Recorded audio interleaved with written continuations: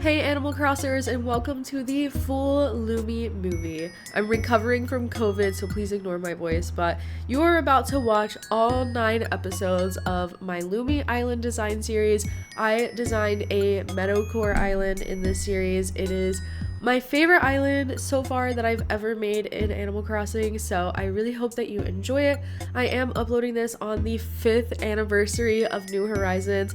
Happy 5-year birthday, Animal Crossing New Horizons. I love this game so much, and it's only fitting that today I upload this full movie because this island literally feels like a love letter to this game from me. I put so much work into this island. Like, this is just, oh my gosh, this is my favorite island ever. Please, I hope you love it. Anyways, I'm gonna stop talking and just let you enjoy the full movie. I feel like I have grown so much from episode 1 to episode 9, so I'm excited for you to see the whole transformation from the beginning to the end. Enjoy! Bye!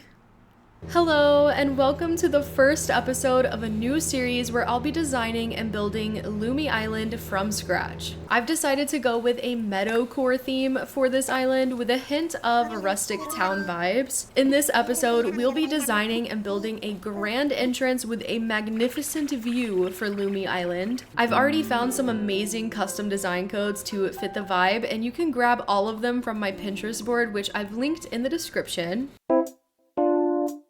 Terraforming is one of those things that's either super satisfying or borderline torture, depending on how ambitious you get. And let me tell you, I was very ambitious with this entrance today. My big idea was to create a tiered entrance where visitors climbed 2 staircases to reach this magnificent view at the top. It's a bold start, I know, but I wanted the entrance to feel impressive right from the moment you stepped onto Lumi Island. The first thing I tackled was building the base cliff, which was huge. It wraps around the plaza and even connects to the river on both sides of this main chunk of my island. I wanted it to feel natural but also slightly symmetrical, enough to make it visually satisfying without feeling too rigid. I expanded the cliff bit by bit, filling in the middle until it started to take shape. Honestly, this took ages, but seeing everything come together was so worth it. Once the base cliff was done, I did add 2 third-level cliffs on top. The first one is aligned with the entrance for that double staircase that's gonna lead to the view. It's a pretty symmetrical shape, which I thought added a nice focal point. The second third-level cliff is off to the left side near the plaza, which I'm saving for another build later. And did I mention I spent 2 hours on this, only for the footage to get corrupted? Yep, I had to destroy literally everything and start over, so this is actually the second version of this that you're seeing. It was very painful, but honestly, it turned out better the second time, so I'm not even mad. Let me know in the comments if you've ever had to redo an entire build, or honestly anything like that. It's character building, right? You should spare 1 like for my suffering, please. I used 6 inclines just in today's build. Yes, I said 6. I know, that's over half the island's limit, but honestly, I regret nothing. I wanted this entrance to feel grand and interconnected, so the inclines were just non-negotiable. I placed the double staircases right at the entrance, and for all of these inclines, I am sticking with the white plank ramps. I thought they were perfect for the meadowcore vibe. They're simple, they're clean, and they blend perfectly with the green and white palette that I'm going for with this island. I added 2 inclines on either side of the cliff, which both lead to the island's river mouths that already have bridges that cross over the rivers. I also added a staircase descending into the plaza and one going up to the cliff that overlooks the plaza. Again, we'll be decorating all of that in a later episode. P.S. You should subscribe so you don't miss the later episodes. Let me just say, managing this many inclines is no joke. Between funding them with bells and time traveling to get every single incline built, I think I've literally aged a decade. Now that the terraforming and all 6 inclines were in place, it was time to turn this blank canvas into something magical. Decorating is my favorite part of any build. It's where the island really starts to feel alive. I decided to begin with the small entryway area, the first thing that visitors will see when they arrive on Lumi. I kept this area simple and inviting. I added some garden lanterns and topiaries on either side of the incline to frame the stairs and provide a warm welcome. On the left side of the stairs, I started with a mushroom partition. It's one of those items that just like instantly adds charm. And then of course there's Rowdy. Rowdy is this little bunny that I placed here, and honestly, he's already the unofficial mayor of Lumi Island. On the right side, I built a small pond with a waterfall cascading down from the cliff above. At first, it felt a little disconnected and awkward since the waterfall was literally coming from nothing. So I did go back to the top cliff and I carved out a narrow stream that flows into the river nearby. Now it definitely feels more like a natural water feature, and the sounds are so calming. The stream did end up creating this natural divide between areas, which helped me decide how to tackle the rest of this build. The next spot I decided to work on was this small patch of land on the right side of the stream near the staircase that led down to the river and a bridge below. For this area, I went all in with flowers, literally covering every space. I did add a couple of shrubs and 2 small hardwood trees for some balance. One of these trees shades this adorable little reading nook where I placed a tiny blanket, a leaf stool, and a tiny little pocketbook item. I think it was such a cozy detail. It looks like someone just stepped away for a moment to grab some more tea. I don't know, I just thought it was so cute. Next, I worked on one of my favorite parts of this build, a hidden picnic area tucked inside of a field of wheat. I carefully placed the wheat field to create tall grass like surrounding the space, leaving just enough room inside for a blanket and some picnic items. I even added a tree for some shade and a little wooden plank pathway that led into the area. It's kind of like a secret hideaway, perfect for a lazy afternoon, and Julian was spotted chilling here later, so I think it's safe to say that this area was a success. Once the picnic area was mostly done, I stepped back to the main entryway to add a brick road path. This path leads from the top of the first incline to the bottom of the second incline, and it also connects over to the plaza staircases. I wanted to bring some structure to this part of the build, so the brick path just felt like a good choice. To make the path feel even more alive, I decorated with some tall topiaries on either side, and I scattered some small details around like a scooter, a pile of leaves, and these 2 Turkey Day garden stands that I placed some candles on top of. I felt like these little touches add so much personality and they really help tie the whole space together. Next, I decided to focus on the transition area between everything that we've worked on so far. Here I just added a mix of fencing, some grass pathing, more flowers and shrubs, and one of these party light archways to mark the entrance to the Wheatfield picnic area.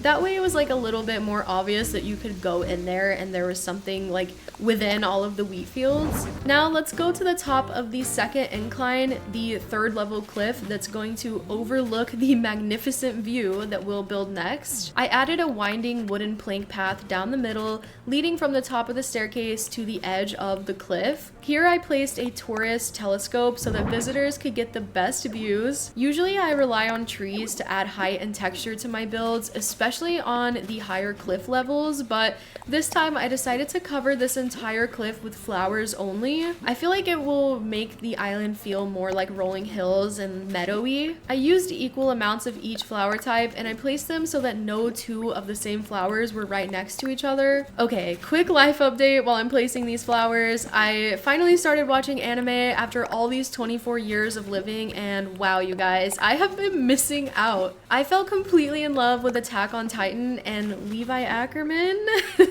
He's literally perfection. Like, I'm actually getting a tattoo of Levi on December 13th. Yeah, it's that serious. I'll update you in the next video on how that turns out. I've also watched Jujutsu Kaisen, which was amazing, but I need more recommendations, so if you're an anime fan, drop your favorites down below. I need to know what to watch next. One detail that I was very happy with is the seating arrangements that I added to this cliff. Using 2 garden benches, I placed them back to back in the middle of the flowers on either side of the path. It's a simple design, but I think it feels so cozy and unique. Now let's move on to the star of the show, the magnificent view that I've been referencing this entire video. This area is below the 3rd level cliff that we just decorated so that visitors can look down and take it all in. I wanted to create something simple yet striking, so I decided on a large field with diagonal rows of shrubs and flowers. To keep things visually interesting, I alternated between the green mums,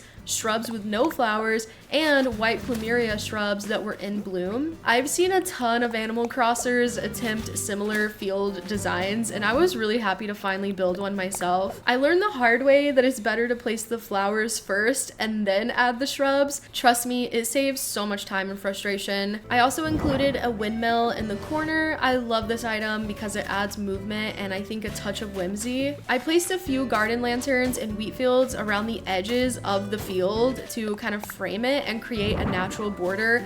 That way it could be kind of like separated from whatever I decide to build next to it later. And with that, the build was finished. So here it is, the final walkthrough of today's build. I love how each area has its own unique vibe, but they all flow together to create this cohesive entrance. From the welcoming lanterns and the lush flowers at the entryway, to the cozy picnic area hidden in the wheat field, to the magnificent flower field below the overlook. Every part of this build just feels so full of life. Can you tell that I'm proud of it? I think my favorite part definitely has to be the picnic spot. It's just so tucked away and peaceful, but the view from the 3rd level cliff is a close second. I love how you can look down and see the flowers just stretching out below. It's such a satisfying view. Lumi Island is already starting to feel like the dreamy meadowcore escape that I envisioned, and I can't wait to keep building it and sharing it with all of you. Thank you again to Surfshark for sponsoring today's video. Don't forget to click the link in the description to get an amazing discount. Also, a very special thanks to our channel members. I appreciate each of you so much, and if you'd like to become a member to get some awesome emojis and badges, click the join button below to learn more. And with that, I will see you all next time. Bye! Thanks for watching! Hey Animal Crossers, and welcome back to Lumi Island. In today's episode, we're tackling the big, daunting task of decorating the island's plaza. Instead of taking it on all at once, we're gonna break it down into 5 smaller, bite-sized builds to make it more fun and easier to achieve. We'll start with a bakery, add a cozy garden, create a scenic overlook, and wrap it up with a flower truck and a nice plaza walkway.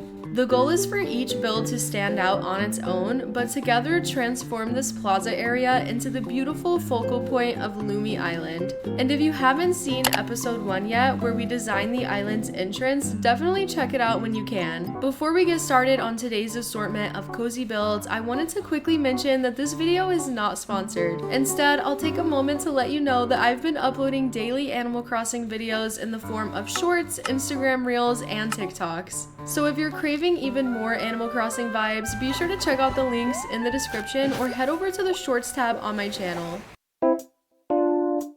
When I think of the word cozy, I always imagine the smell of warm pastries coming fresh out of the oven. So I decided to build a cute little bakery that specializes in cakes and pies. Directly to the left of the island's entryway was the perfect size space for a bakery. I laid down this lighter brick design as the foundation because I love how it looked against the main brick path that I had used before. For this bakery, I wanted to create a faux building inspired by some amazing designs I've seen on Pinterest. Shout out to the creator of the design codes I'm using for this bakery. They were such an inspiration. And just a quick side note, all of the codes that I'm using today, as well as for the rest of this island, can be found on my Pinterest board, which is linked in the description. I started by placing 3 storefront items to set up the main structure of the bakery. Then I pushed 2 stalls right up against those storefronts to create the look of an outdoor display. To complete the building structure, I added some simple panels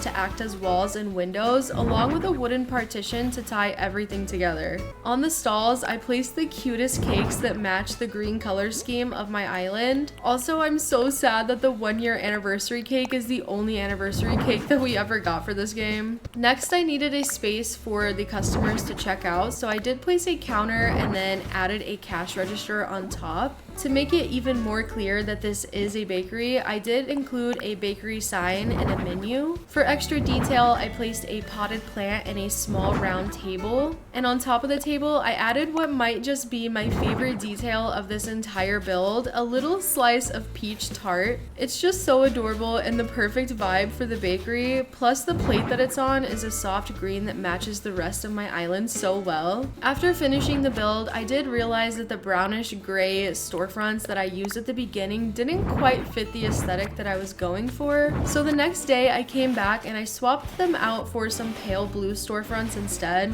To wrap everything up, I added a green leaf pile in front of the building. It's such a simple detail, but it really helps make the area feel a little bit more lived in. Even though my island doesn't have enough trees to be making this many leaves, I have been placing these all over my island.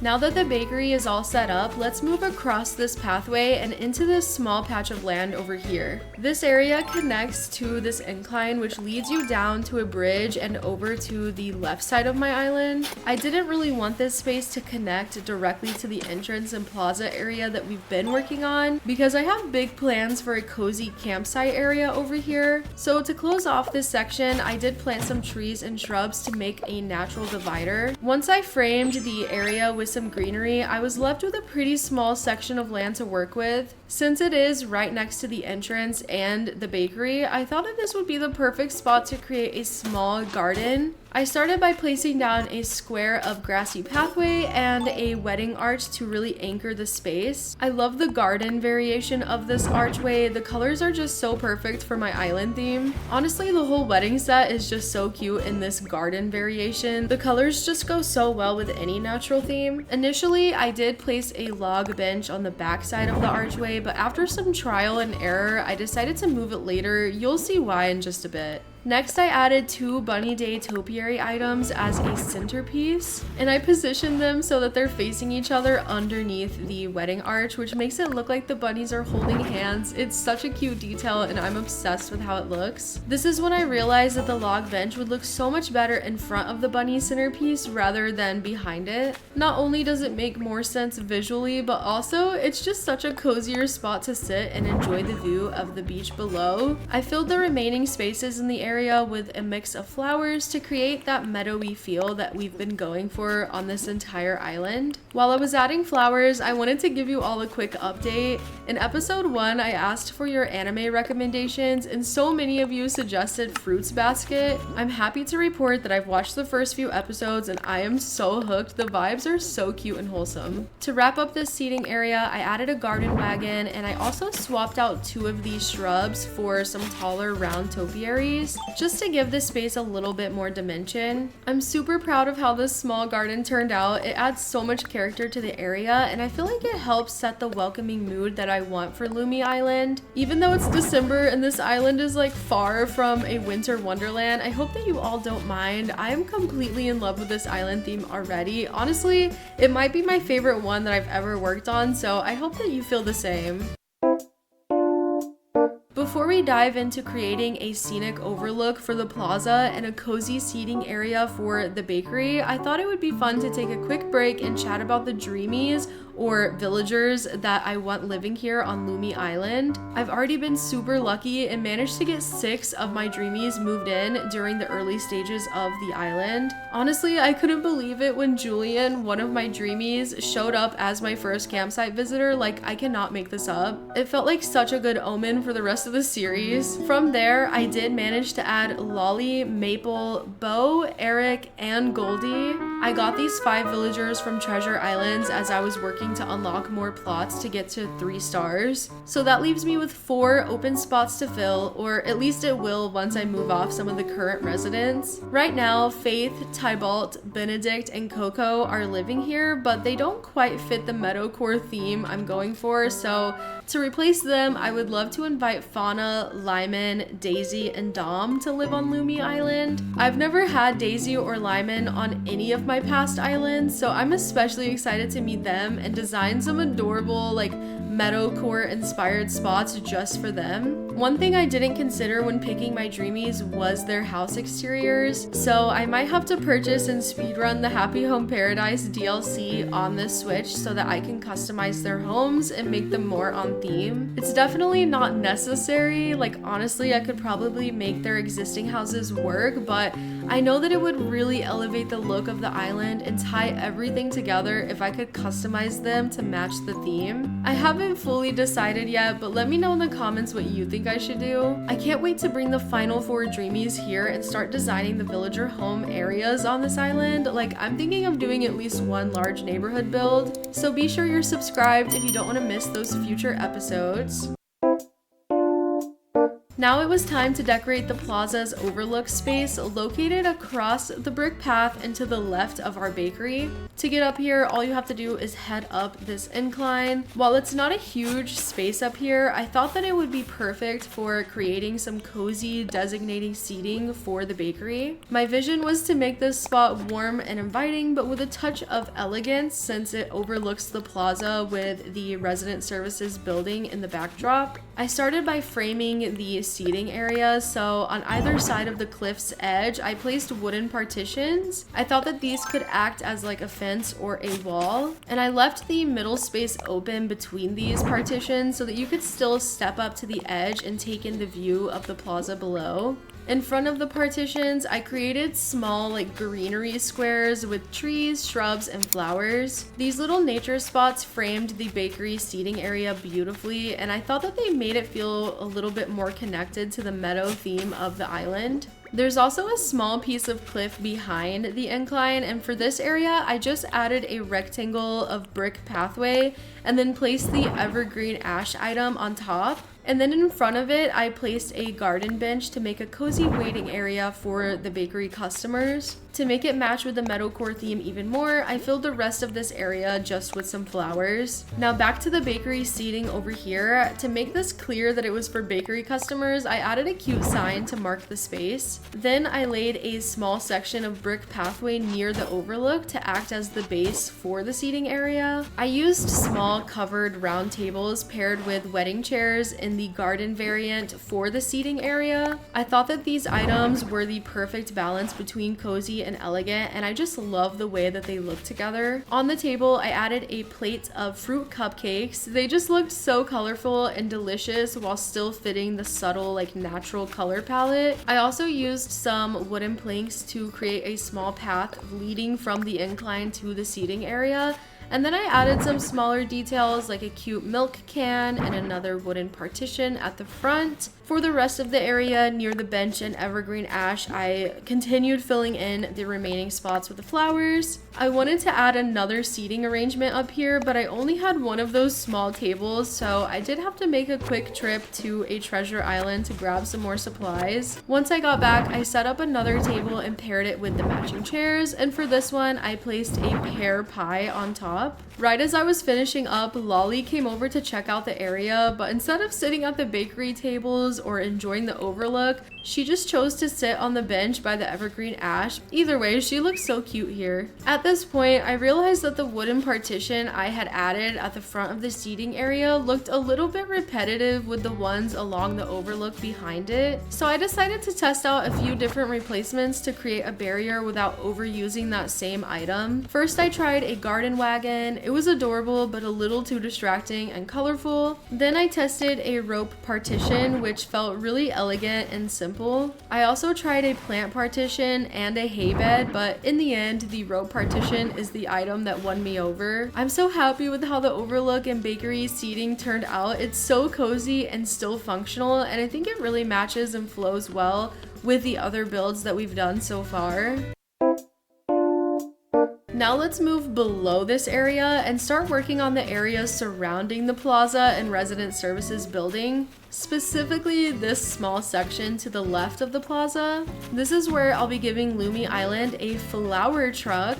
This area is right against the river, and I knew that I wanted to incorporate a wooden bridge before getting started with the decorating. At first I thought that the bridge would look best centered going horizontally over the water, but after adjusting the river river some, I realized that I could fit a diagonal bridge in the bottom corner. I thought that this made the build feel so much more unique, and it also gave me a little bit more space to work with for the flower truck area. After deciding on the final layout, I time traveled to complete the construction on the bridge. And once the bridge was built, I noticed a few adjustments that I needed to make to the river to make it look a little bit more natural. A little quick terraforming later, and I was ready to move on to decorating. I started by laying down some pathways. I used both this grassy stone path and our natural like floral grassy pathway and connected them together with some wooden planks for extra detail. For the actual flower truck area, I knew that I wanted to use some fencing as a backdrop and to also add some dimension. So I placed some leaf design codes first and then went in with the white vertical board fencing. Now for the actual flower truck, I positioned it front and center. I knew that I wanted a lot of flower arrangements displayed everywhere, so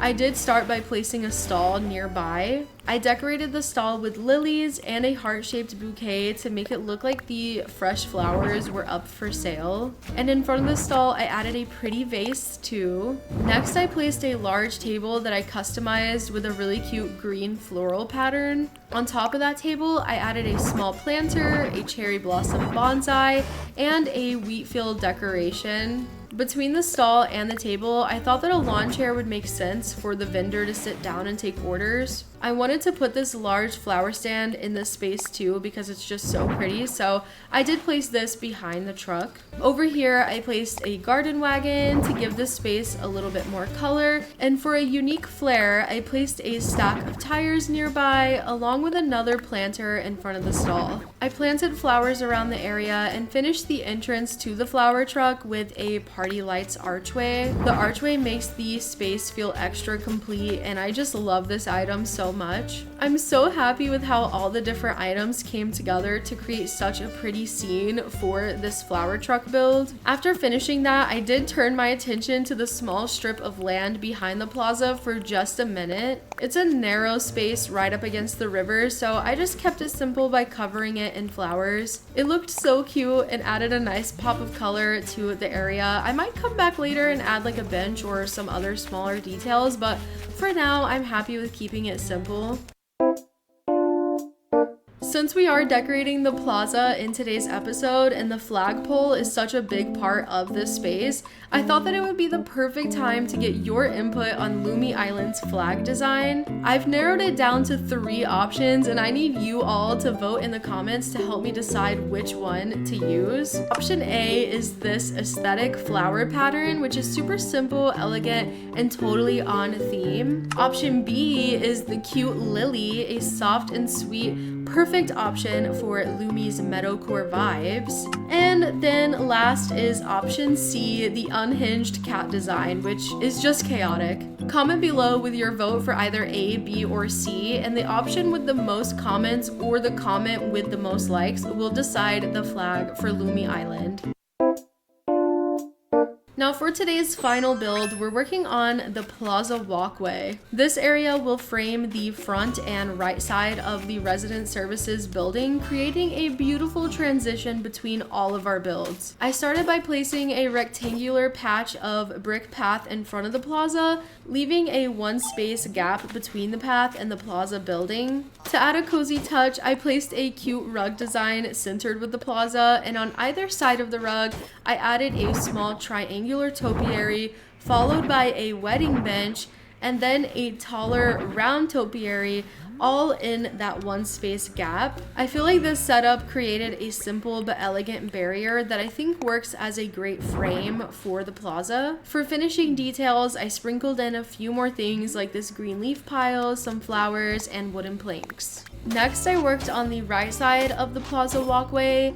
Again, I used the brick pathway to create a rectangular shape, but this time I did not leave a space between the path path and the plaza. At first, I tried to shape the end of the path near this incline into like a point, but it looked a little bit awkward, so I decided to make it straight across instead. I also finished the wooden plank path that I had started before, and to add some life, I placed this cute little scooter right here. And on this side of the walkway that leads out into the rest of the island behind the plaza, I kept things simple by just adding some shrubs and trees. This area will eventually connect to more builds, but for now, it's a nice placeholder.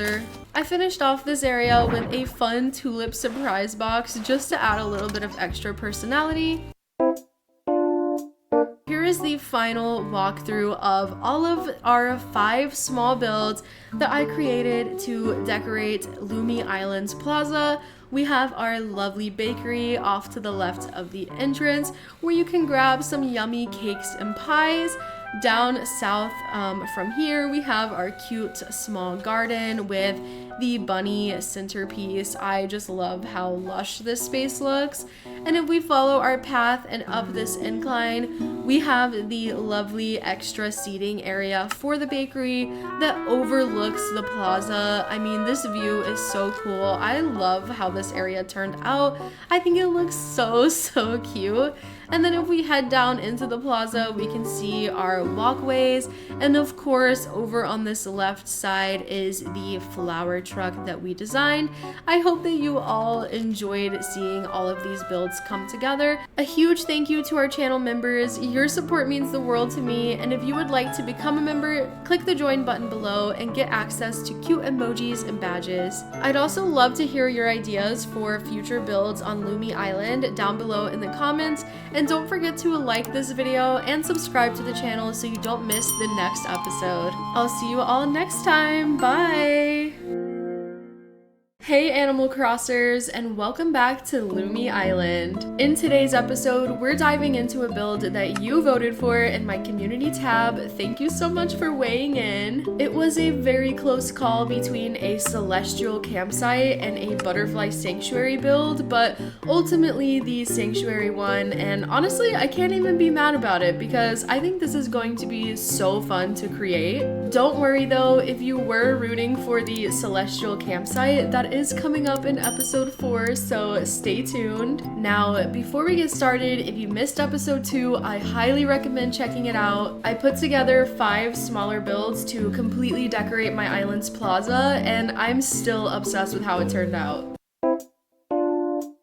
So how did I come up with the idea of building a butterfly sanctuary on my island? Well, it all started when I saw Blather's tent during one of the first days on the island. It immediately sparked an idea in my head, like how cool would it be if I used the tent as part of some sort of research center? Since Lumi Island is meadowcore, it just felt natural to make it butterfly or flower themed. So that's when the concept of a butterfly sanctuary popped into my brain. From there, I knew I wanted to include research-related items and plenty of butterfly models, just the typical items that you would see in an Animal Crossing museum build. But I wasn't exactly sure what a butterfly sanctuary actually needed, so I did decide to do some research before getting started. I looked up butterfly sanctuaries on Pinterest to gather inspiration and get a feel for what real sanctuaries look like. The photos were so pretty, lush environments filled with flowers, shrubs,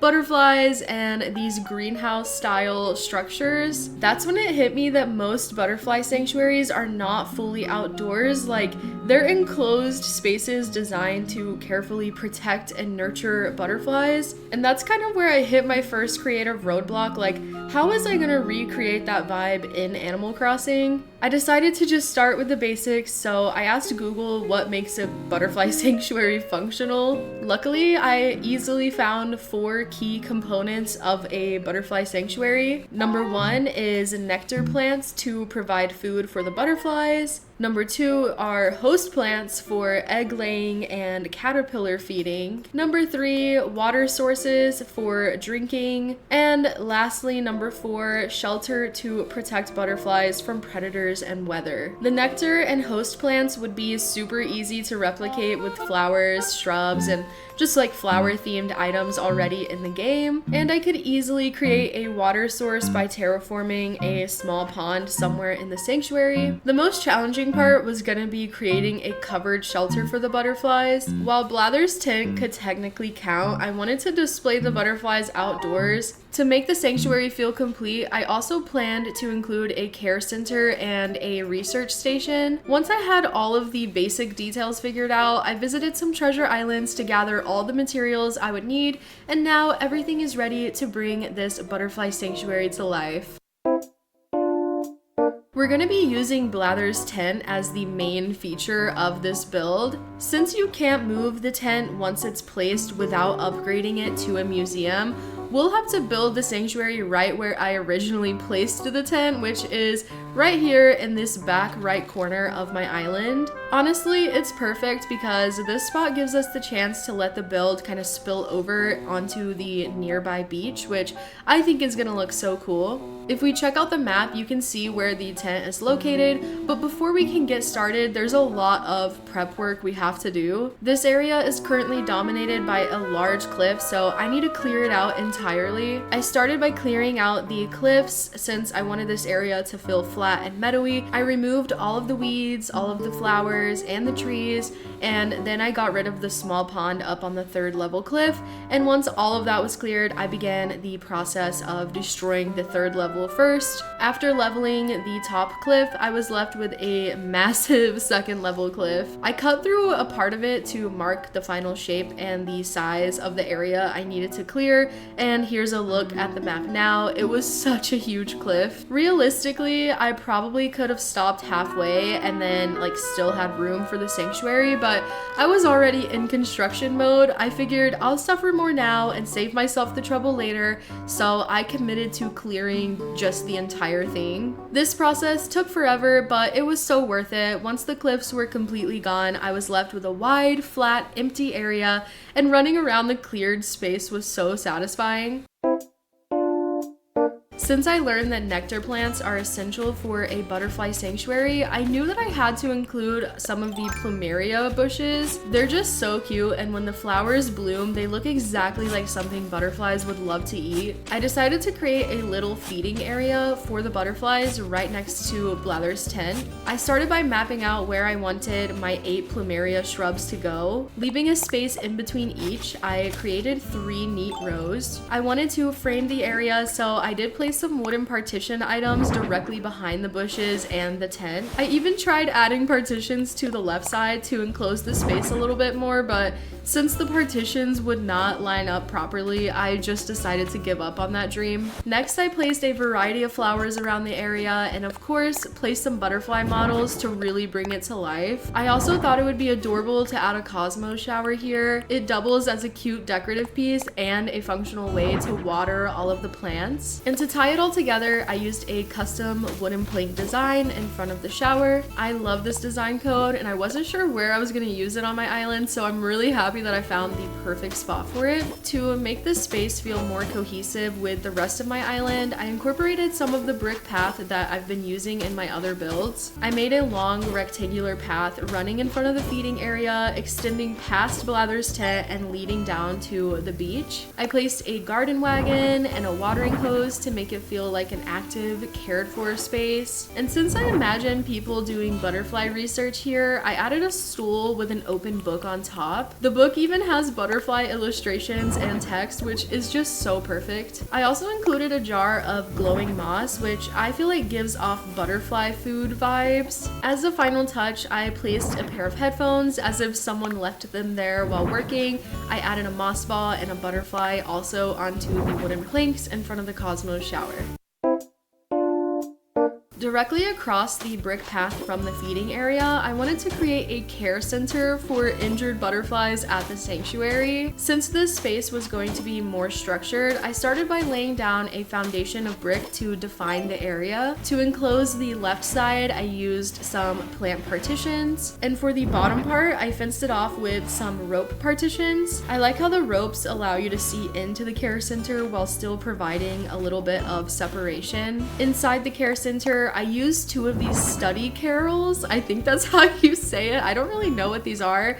but I used them to create like these private stalls for injured butterflies. These felt perfect to keep the butterflies safe and contained while they're receiving care. To make the stalls feel functional, I placed 2 butterfly models inside as our patients. Then I added some crates to make a makeshift table, and I placed a camera on top, like pointed at the butterflies. To me, it made sense, like maybe they're documenting the butterflies for research or rehabilitation progress. I added a chair for the care center employees to sit while working, and to the side, I placed a ranch kitchen to serve as a wash station. On the countertop, I added a scrapbook that looks like some kind of medical record book, and then on the floor next to the chair, I placed a toolbox which matched the vibe perfectly. I added a piano bench in front of the chair with another butterfly book on top as if it's being referenced for like care instructions. And for additional framing, I did use this ranch low board, and I placed a few smaller decorative items on top that felt fitting for the space. With the care center mostly complete, the last thing it needed was a sign to make it clear what this area is for. I did not want visitors wandering by confused about what was happening to all the butterflies in here. Since I couldn't find a design code online that I liked, I decided to make my own. I just created a simple green plus sign design, and then I customized a poster stand item with the design. And then I added the sign to the care center and finished off the build with a stack of books nearby. And then the care center was ready to help all of our butterfly friends in need.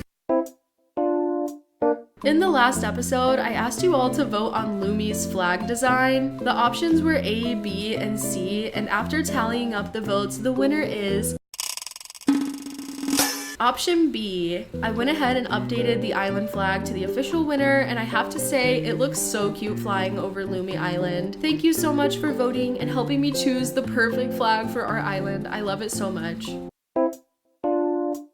For the next part of the sanctuary, I started by working on a walkway to connect the areas and make the whole space just feel more full. I added some trees, shrubs, flowers, and of course more butterfly models to really bring the space together. I also laid down a wooden plank path through the flowers leading to the different areas of the sanctuary. I decided to create a small pond to serve as a water source for the butterflies. I grabbed my waterscaping tool and carved out a pretty simple small pond.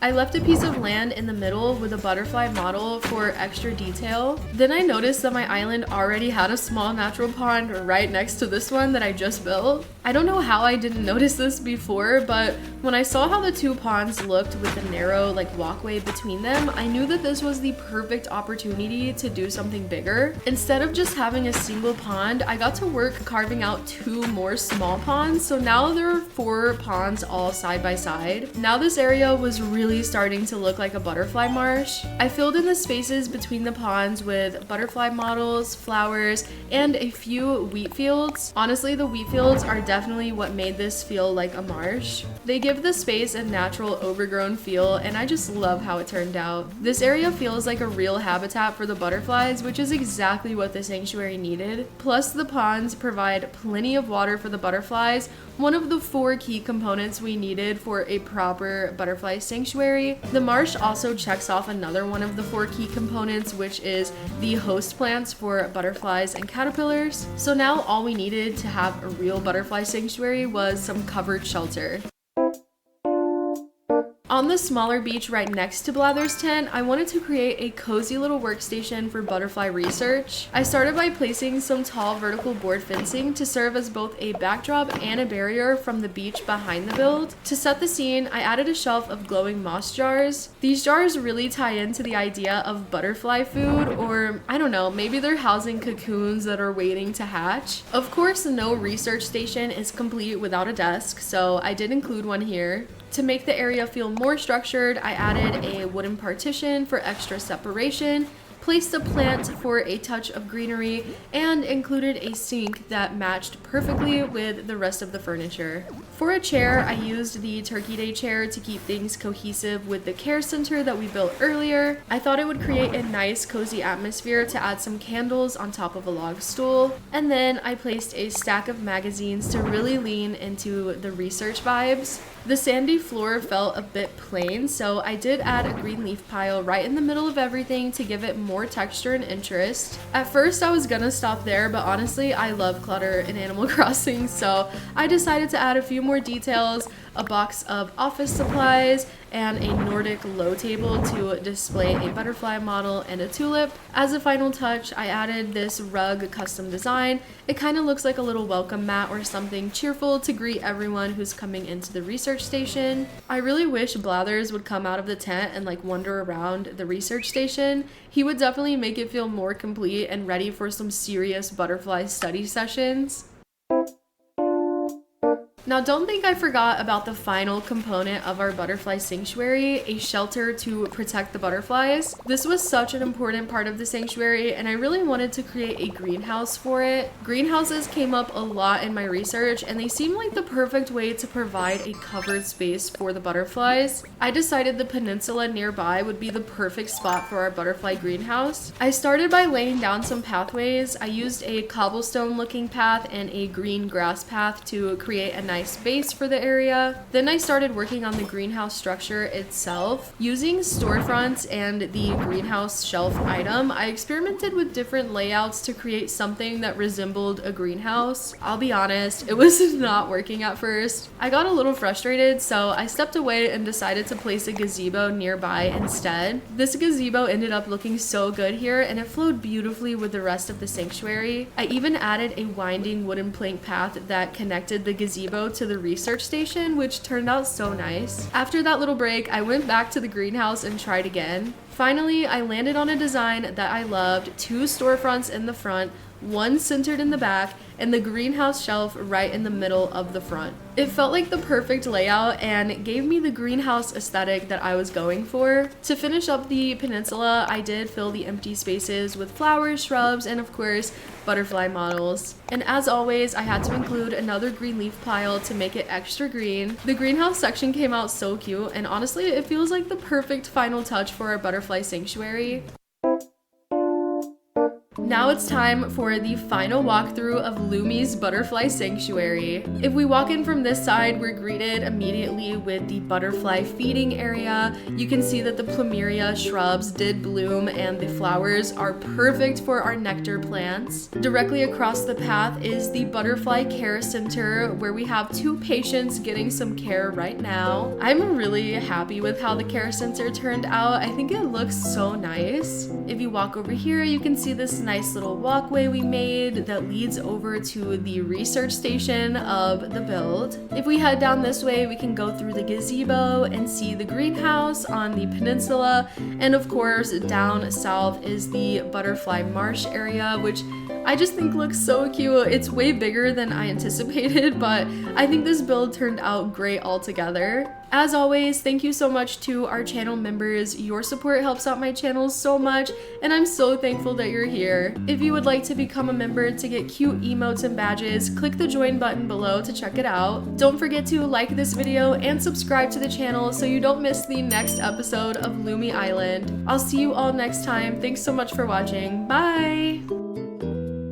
Hey Animal Crossers, and welcome back to Lumi Island. In today's episode, I'll be creating a very celestial and blue campsite for Julian. Originally, I wanted to create a basic celestial themed campsite just because the idea of a dreamy place to stargaze and camp sounded so cute, but then I thought about Julian, the blue unicorn who's basically a walking galaxy with that hoodie he always wears, not to mention the inside of his home, which is literally celestial blue themed. This build just obviously had to be for him. Villagers are such a huge part of what makes Animal Crossing magical. I think they bring so much personality and life to the games, even though New Horizons might have not done the best job with villagers compared to previous titles in the franchise. I think we can all agree that villager hunting and seeing villagers on your island is still one of the best parts of the game though. Speaking of villagers, Faith finally decided it was time to move away. I had no hard feelings. She's been on my list of villagers villagers to swap out since the beginning of Lumi. So after a long live stream and with just one ticket left, I actually managed to find Fauna, one of the 4 dreamies left on my list for this island. She's my absolute favorite villager too. I've loved her ever since my New Leaf days. Let me know your favorite villager in the comments if you have one. Anyway, let's get into building Camp Julian.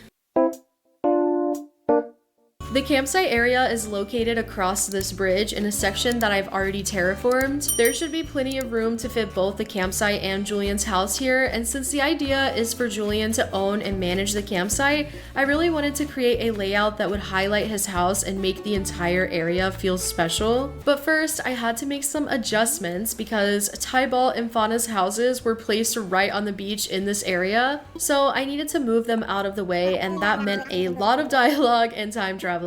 I'm still so happy that Fauna lives here now. Like, look at how cute she is. Once the 2 houses were moved, the space was empty and I was ready to start planning. I had to figure out 2 important details. Number 1, where to place the campsite, and number 2, where to place Julian's house. So I decided to try placing Julian's house on the left side of the beach over in this small patch of land. It was a little close to the bridge and his house wouldn't fit here without adjusting the cliffs above. That's when I thought, what if his house actually went up on the cliff? So I found a spot that worked and tried to visualize it there, but I accidentally clicked this is the spot before deciding, so I guess we're rolling with it. After some time traveling to finish the construction, I came back to see how it looked and honestly, I loved it. His house feels tucked away and private up on this cliff, which makes sense since he's the owner of the campsite. It kind of keeps him out of the camper's business while still being a part of the overall build. As for the campsite itself, I decided that it should go right on the beach near the bridge. I think it'll look amazing to see the layered effect of Julian's house and the cliffs in the background, especially once it's all decorated and full of items. Over to the right of the campsite, I'm planning to add some fun outdoor recreational activities for all campers. And up the incline and around Julian's house, I'm planning to create a cozy private living space just for him. Oh, and before I forget, I wanted to give a quick update on the butterfly sanctuary that we built in the last episode. One of y'all left a comment suggesting that I swap out the butterfly models in the care center with actual butterflies in little cages, and it was such a brilliant idea. I tried it and it looks so much better, so thank you so much for the suggestion. And if you haven't seen episode 3 yet, where we built the sanctuary, you should definitely check it out. After time traveling to speed up construction on the buildings after I placed them in their new official spots, I wanted to check out the campsite area and see how everything was coming together. To my surprise, there was already a villager at the campsite. Of course, I immediately was like, oh no, the place is empty. There's literally nothing for the camper to do. I felt so bad for them, but I still had to see who it was just in case it was one of the 3 dreamies that I had left on my list, which are Lyman, Daisy, or Dom. Unfortunately, it was Spork. Yeah, Spork. Out of all villagers, this is who showed up. To kick off Julian's celestial campsite, I knew the first thing we would need was a welcoming check-in area where villagers could reserve their spot and get ready to camp. The idea was to create a small entry booth right at the entrance where Julian could greet his guests and help them get settled into the campsite. So I started by laying down some cobblestone path as the foundation for the area, and then I quickly realized that the space was a little bit too small for the ideas that I had, so I did have to expand the area by removing some of the surrounding cliff. Once I had enough room, I added 2 blue crescent moon chairs back to back. These chairs are just so dreamy, and I think they set the celestial tone for the rest of the build. I wanted this booth to feel like a proper check-in station, so I used a curved counter and a couple of stalls to create the look, but something just was not clicking. The layout felt off, and it just wasn't what I was envisioning. While I was brainstorming on how to fix this for the better, I planted a tree and added some flowers and shrubs to soften the area. Ultimately, I decided to remove the stalls and push the curved counter directly against the campsite sign. I feel like this solved everything, and I love the way it looked now. I laid down a winding wooden plank path that led from the bridge to the entry booth. It was the perfect touch to make the space feel connected and inviting, and I also added a simple blue bike near the path for a little extra charm. One of my favorite details was the party lights arch I placed in front of the entry booth. I felt like this added such a homemade, cozy cozy vibe, and I could totally imagine Julian hanging these up himself. And to add a touch of hospitality, because I totally imagine Julian would be the type of host who goes above and beyond for his guest, I included a small table with complimentary water for waiting campers. And on the counter over here, I placed a scrapbook item to act as a guest book or like a check-in ledger. It's the little details like this, in my opinion, that makes the space feel so much more alive and functional. As much as I loved how the entry booth was coming together, it felt like it was missing a lush green backdrop to match the rest of my island. The space was really small and I had already maxed out the flowers and shrubs on the ground, so I decided to build a cliff behind this area. I thought that this would give me the perfect spot to add layers of greenery and flowers that would balance the blue tones of the celestial theme and also all the brown colors coming from the different furniture items. There was just one challenge. The river mouth is right next to the booth, so building a cliff here meant that I had to cover up a part of the river, and the river mouth would look a little strange without being connected to a river. So to fix this, I created waterfalls on either side of the cliff that flowed into both sides of the river and its mouth. And then I connected these waterfalls with a narrow stream on top of the cliff. I even added a tiny upper cliff with more waterfalls feeding into the stream. And once I covered the cliffs with flowers and a few shrubs, the area looked incredible. I think the layered cliffs and flowing water really gave it so much life, and now the area was so much more green and I loved it. To finish things off over here, I added a few more glowing details like the Nova light and a mush light to keep the area on theme for Julian's celestial vibe. And with everything in place, the check-in area was now finally complete. I couldn't be happier with how it turned out. It feels so magical and welcoming, and now we're ready to move on to the next part of Camp Julian. Now it's time to decorate the campground surrounding the campsite building here on the beach. My goal for this area was to keep things simple yet functional with some seating and basic camp supplies for the campers. Decorating beaches in Animal Crossing has always been a struggle for me. On some of my older islands, I even left the beaches completely empty because I was too intimidated to decorate them. But this time, I'm challenging myself to make them just as interesting as the rest of my island. My strategy is to approach them like any other area, so I started by laying down a grassy green path in front of the campsite, and honestly, I don't know why I never use paths on my beaches because it looks so good here. For the seating area I did customize a set of log furniture with this blue gingham pattern, and I arranged them right in front of the campsite. And I added this rattan low table in between the chairs to act as a little coffee table, and I think it looked so cute. On the left side of the campgrounds, I decided to create a little boat parking area since the river mouth and ocean are right here. I laid down some brick pathing and placed the boat on top, and then I added some fishing rods, wheat fields, and a watering hose so that you could rinse off after a day out on the water. To reinforce the celestial theme, I did scatter some blue star designs throughout the area, which added some whimsy and tied the whole campsite together. Next, I created a cozy fishing spot inspired by childhood camping trips with my dad. We'd always stay up super late by the water fishing. Well, really he would fish and I would watch. It's still one of my favorite memories of camping, so I just had to include a fishing area somewhere in this build. Since this is an outdoor campsite with activities like fishing, I thought that it would be practical to include a little wash station for campers to rinse off and freshen up. I placed a blue hand washing area on the far side of the campgrounds over in this little patch of land, and then I added a cute circular stone pathway in front of it. There was already a tree stump and some flowers nearby which fit the vibe perfectly, so I left them as they were. And for finishing touches, I added some more small details around the campgrounds, like these sandals being rinsed off by the watering hose, a lawn chair and a lantern at the fishing spot, and some fencing to give the space a little privacy and separation from the next area. And with everything in place, the campgrounds were fully decorated, and honestly, I'm obsessed with how this part of the build turned out. And I can't wait to move on to the next segment where we'll be adding even more fun activities for campers, including a beach volleyball court. But before we get into that, let's take a quick break with a fun tutorial.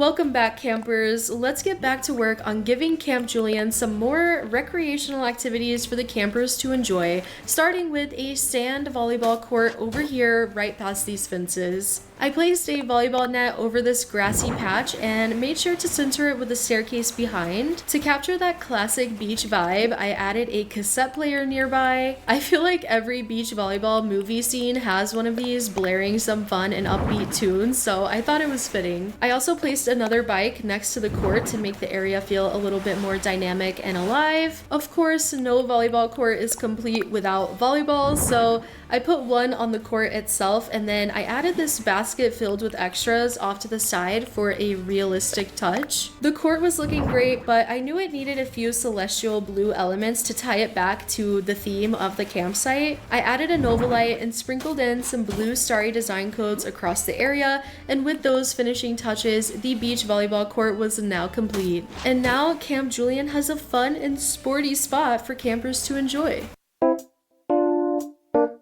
We'll be decorating Julian's front yard right after this, but first, let's finish the camp's beach with a cozy, relaxing getaway tucked into this nook behind this fencing here. I started by centering a string light arch and an outdoor bath with these 2 coconut trees and the garden on the cliffs above. I wanted the area to feel like a peaceful, natural spa retreat type of space, so it was like a perfect escape from the more intense camp activities like fishing or volleyball. I placed a tiny blanket with a peach smoothie, inviting anyone passing through to take a moment to relax. And to enhance the lush and natural vibes, I did add some wheat fields and some nature-inspired elements like this shell stool and a butterfly model. I couldn't resist adding this little decoy duck too. I think it made the space feel more like a tranquil, natural hideaway. And for final details, I wanted to make sure this space had a lived-in functional feel, so I scattered a dropped bag and a pair of sandals near the blanket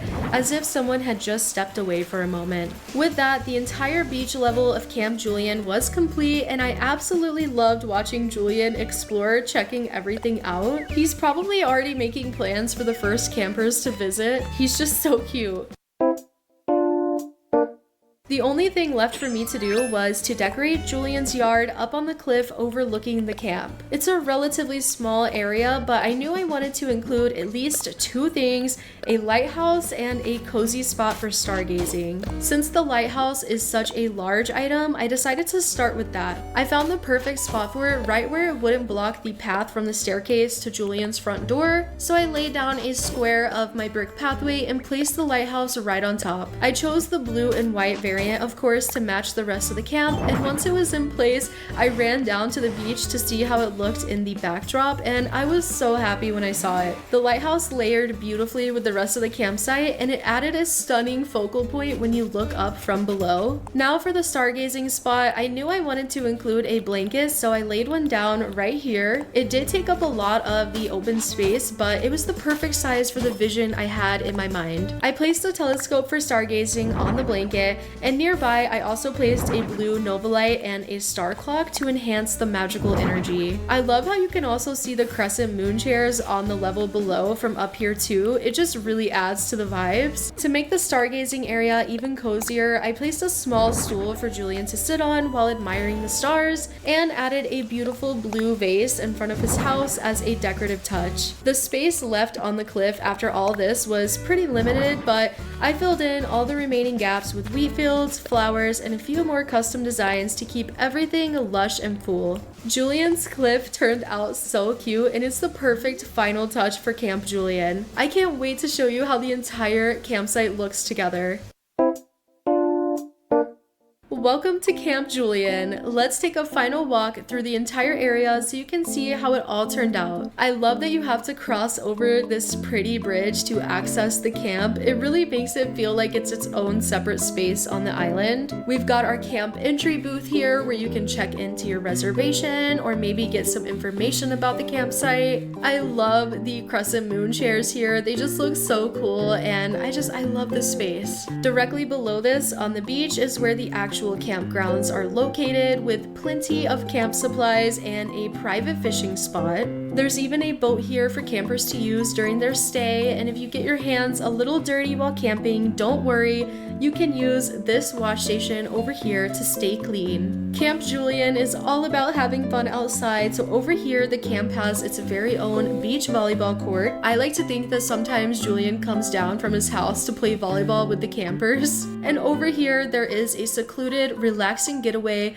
with this pretty outdoor bath and relaxing lights. I love how cozy this spot feels. And of course, Camp Julian wouldn't be Camp Julian without Julian, so up here is Julian's private home area, complete with a lighthouse and stargazing spot. I love how extra blue this area is up here, and I'm so happy with how everything outside matches with the inside of Julian's house too. This whole campsite is just so perfect for him, and I really hope that you all enjoyed watching the process of it coming together. Let me know what you think of the area below. Thank you so much to our channel members. Your support helps out my channel so much, and I'm so thankful that you're here. If you would like to become a member to get cute emotes and badges, click the join button below to check it out. Don't forget to like this video and subscribe to the channel so you don't miss the next episode of Lumi Island. I will see you all next time. Thank you so much for watching, and also Merry Christmas. Bye!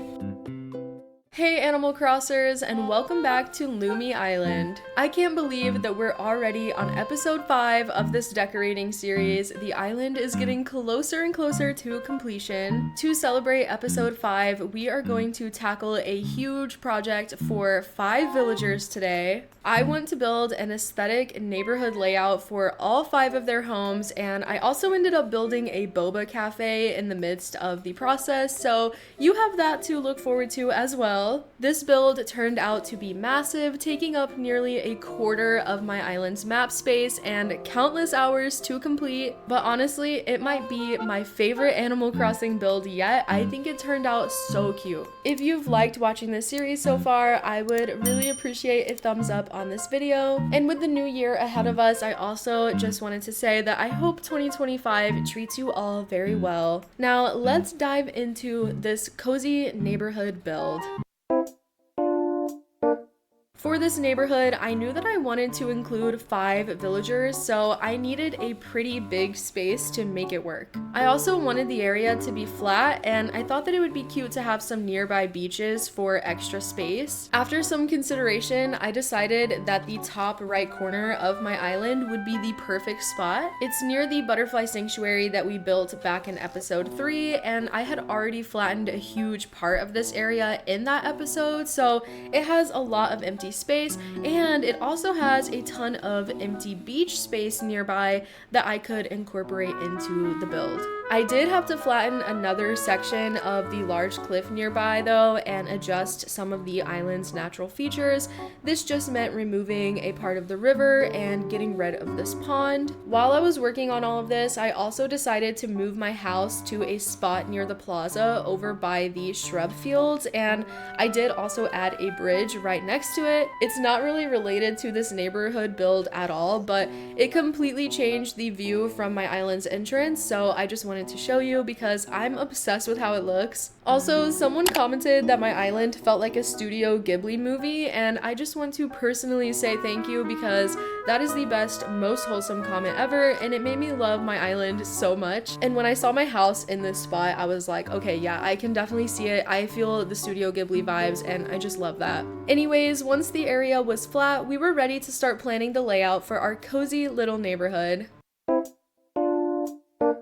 To start planning the neighborhood, I used pathing to map out the layout that I wanted. I began by placing the brick pathway that I've been using throughout this island, and if you're curious about any of the design codes I use, you can check out my Pinterest board, which is linked in the video description. Since I wanted this neighborhood to feel connected to the butterfly sanctuary, I started by extending the path out from that area. I led the path up in a vertical direction, creating kind of a main road. Over here, I made a T-shape with the path to work as like a nice marker for the neighborhood starting point, and from there I just continued the vertical part of the path all the way back to the back of my island. It is so hard to explain like the pathing with words, so I hope that you can like visually see it and understand what I mean. Next, I used the in-game dirt pathway to mark out 4x3 rectangles where each villager house would eventually go. This step was so helpful because it not only helped me visualize the space, but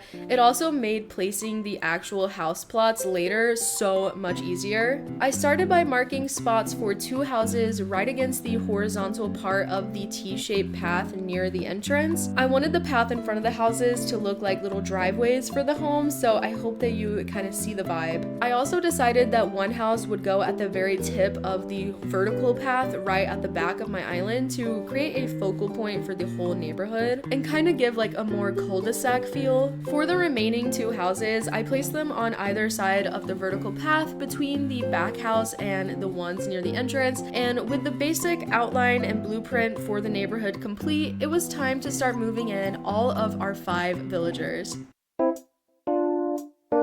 For this neighborhood, I knew exactly which villagers I wanted to include. Fauna and Maple were a no-brainer since their houses have similar styles and they just look great together. I also wanted Loli and Daisy to live here because their homes are similar in shape too, and they also just have like soft, cute, colored exteriors. For the 5th villager, I decided on Lyman. His cottage has a green roof that complements the other homes perfectly, and his chill vibe I think fits right into the cozy neighborhood that I'm envisioning.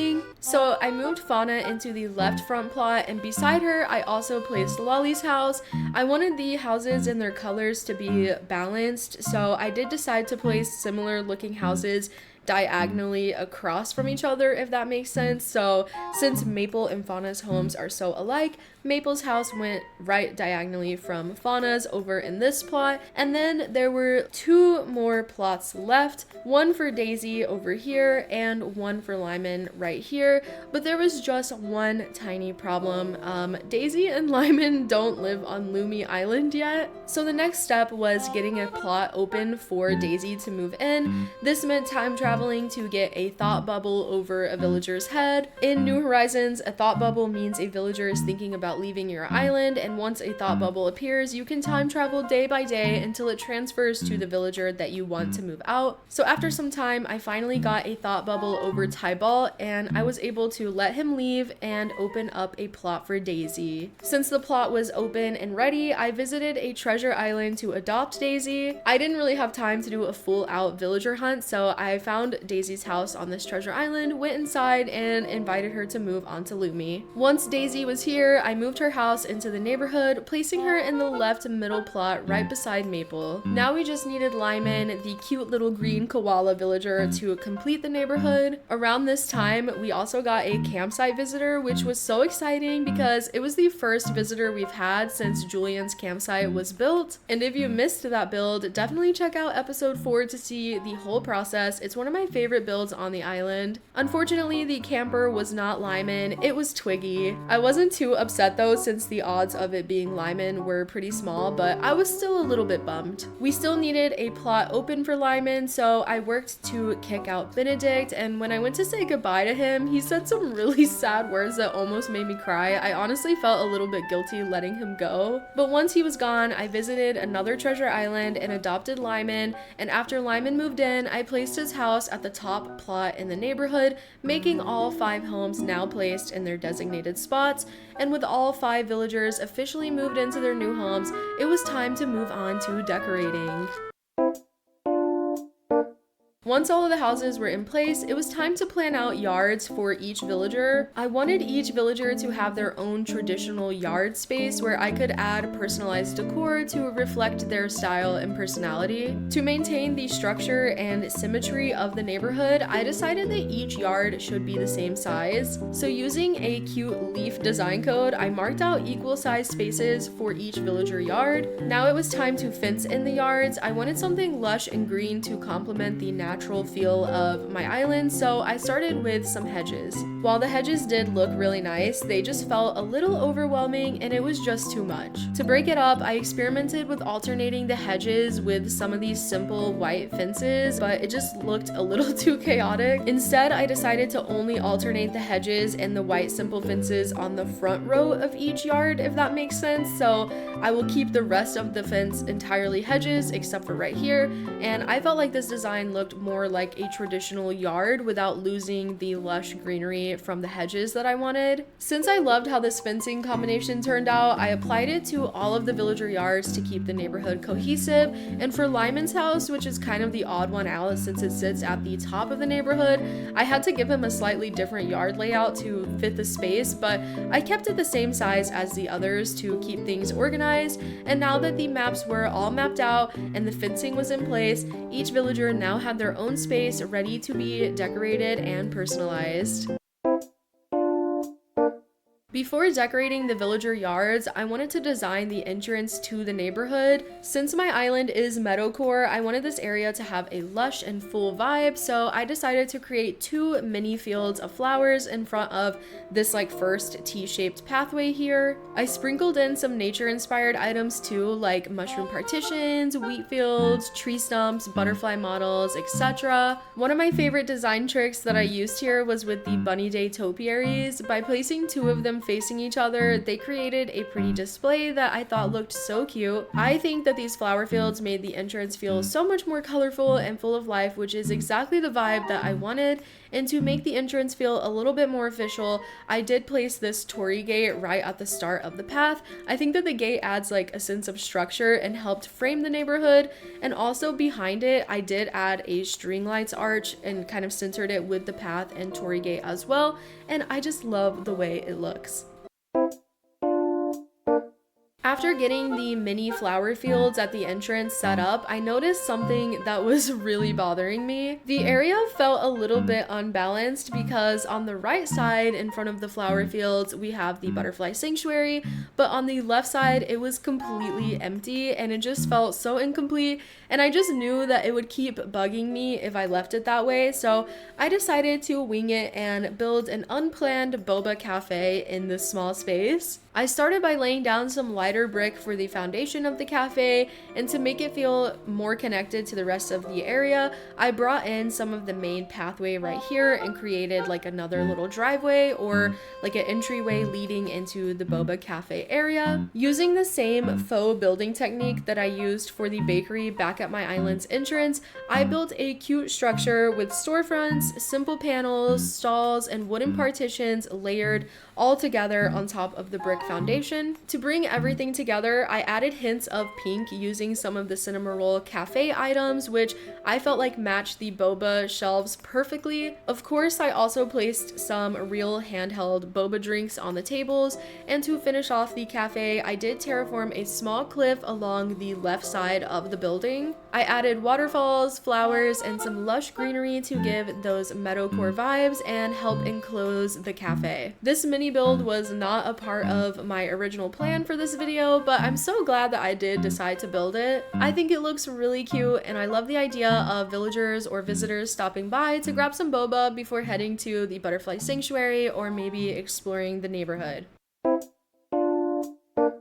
Now it's time to work on decorating all 5 of our villager yards, starting with Fauna. For Fauna's yard, I really wanted it to fit her soft, cozy, and elegant personality, so I started by laying down a cobblestone pathway and creating a little seating spot for her. I used furniture items like the Moroccan couch and a Zen low board, and to decorate the low board, I used a tea kettle and some candles, which both had floral prints that looked so good together. Around the seating area, I added wheat fields and flowers to give a more natural feel to the yard, and over here in this bottom corner I added a deer scare. I love this item. It's so calming with the sounds that it makes, and I just thought it was perfect for creating a peaceful atmosphere in Fauna's yard. To finish off the area, I placed a garden wagon and a wedding arch near the entrance to her yard as well. I think that this area turned out so good. It matches Fauna's house and herself perfectly. She's my favorite villager ever, and honestly I'll never get tired of decorating decorating her house.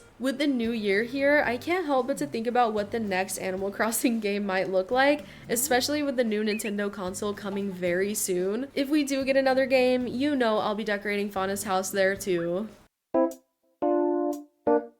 Loli seems like the type to have a super clean and organized yard that's cozy and functional, so that's exactly what I wanted to make for her. I started by using this pretty like wooden plank design code at the bottom of her yard, and then I added a square of grassy pathway above it, and in the back of her yard, I centered some string lights to frame the space and add a cozy and warm touch. I used this cute plastic garden furniture set to make a seating area, and on top of the table, I placed a cutting board with a bread loaf and slices. It tied in so well with the string lights and wooden planks. I was so happy, honestly, that all the wooden items like matched together. And right against Loli's house, I did add this small dresser, and to bring in some nature, I surrounded the space with wheat fields, a few flowers, and I think that just helped soften everything up and made it feel a little bit more lived in. I also placed the Cosmos shower item near her house, and I just thought it looked so good. Loli's yard turned out so cozy and simple in the best way. It feels functional and organized while still being warm and inviting, which I think really matches her vibe. I can't wait to see her walking around in this area and interacting with all the little details. Next, we'll be designing Daisy's yard. Daisy is such an adorable dog villager, and I've grown to love her so much recently. She's like very quickly becoming one of my favorite villagers. Since daisies are cute little white flowers, I wanted to incorporate that theme into her yard. I started with this green grassy pathway because it has white flowers, and I also added some other white flower design codes around. Then I planted real flowers along the edge of her yard, and for the furniture, I went with this Nordic set because it had this nice yellow color that matches my theme, and it also had white flowers patterned on the fabric. It was literally perfect for Daisy. I set up a simple seating area with some greenery and cute details like a milkshake, and over here this scooter. I used a Zen bench as a table and placed some lilies and this rotary phone on top. While it was looking really cute, the area still felt a little bit flat to me, so I decided to add some stacked barrels for more dimension. I ended up moving the rotary phone from the Zen bench to be on top of the barrels instead as well, which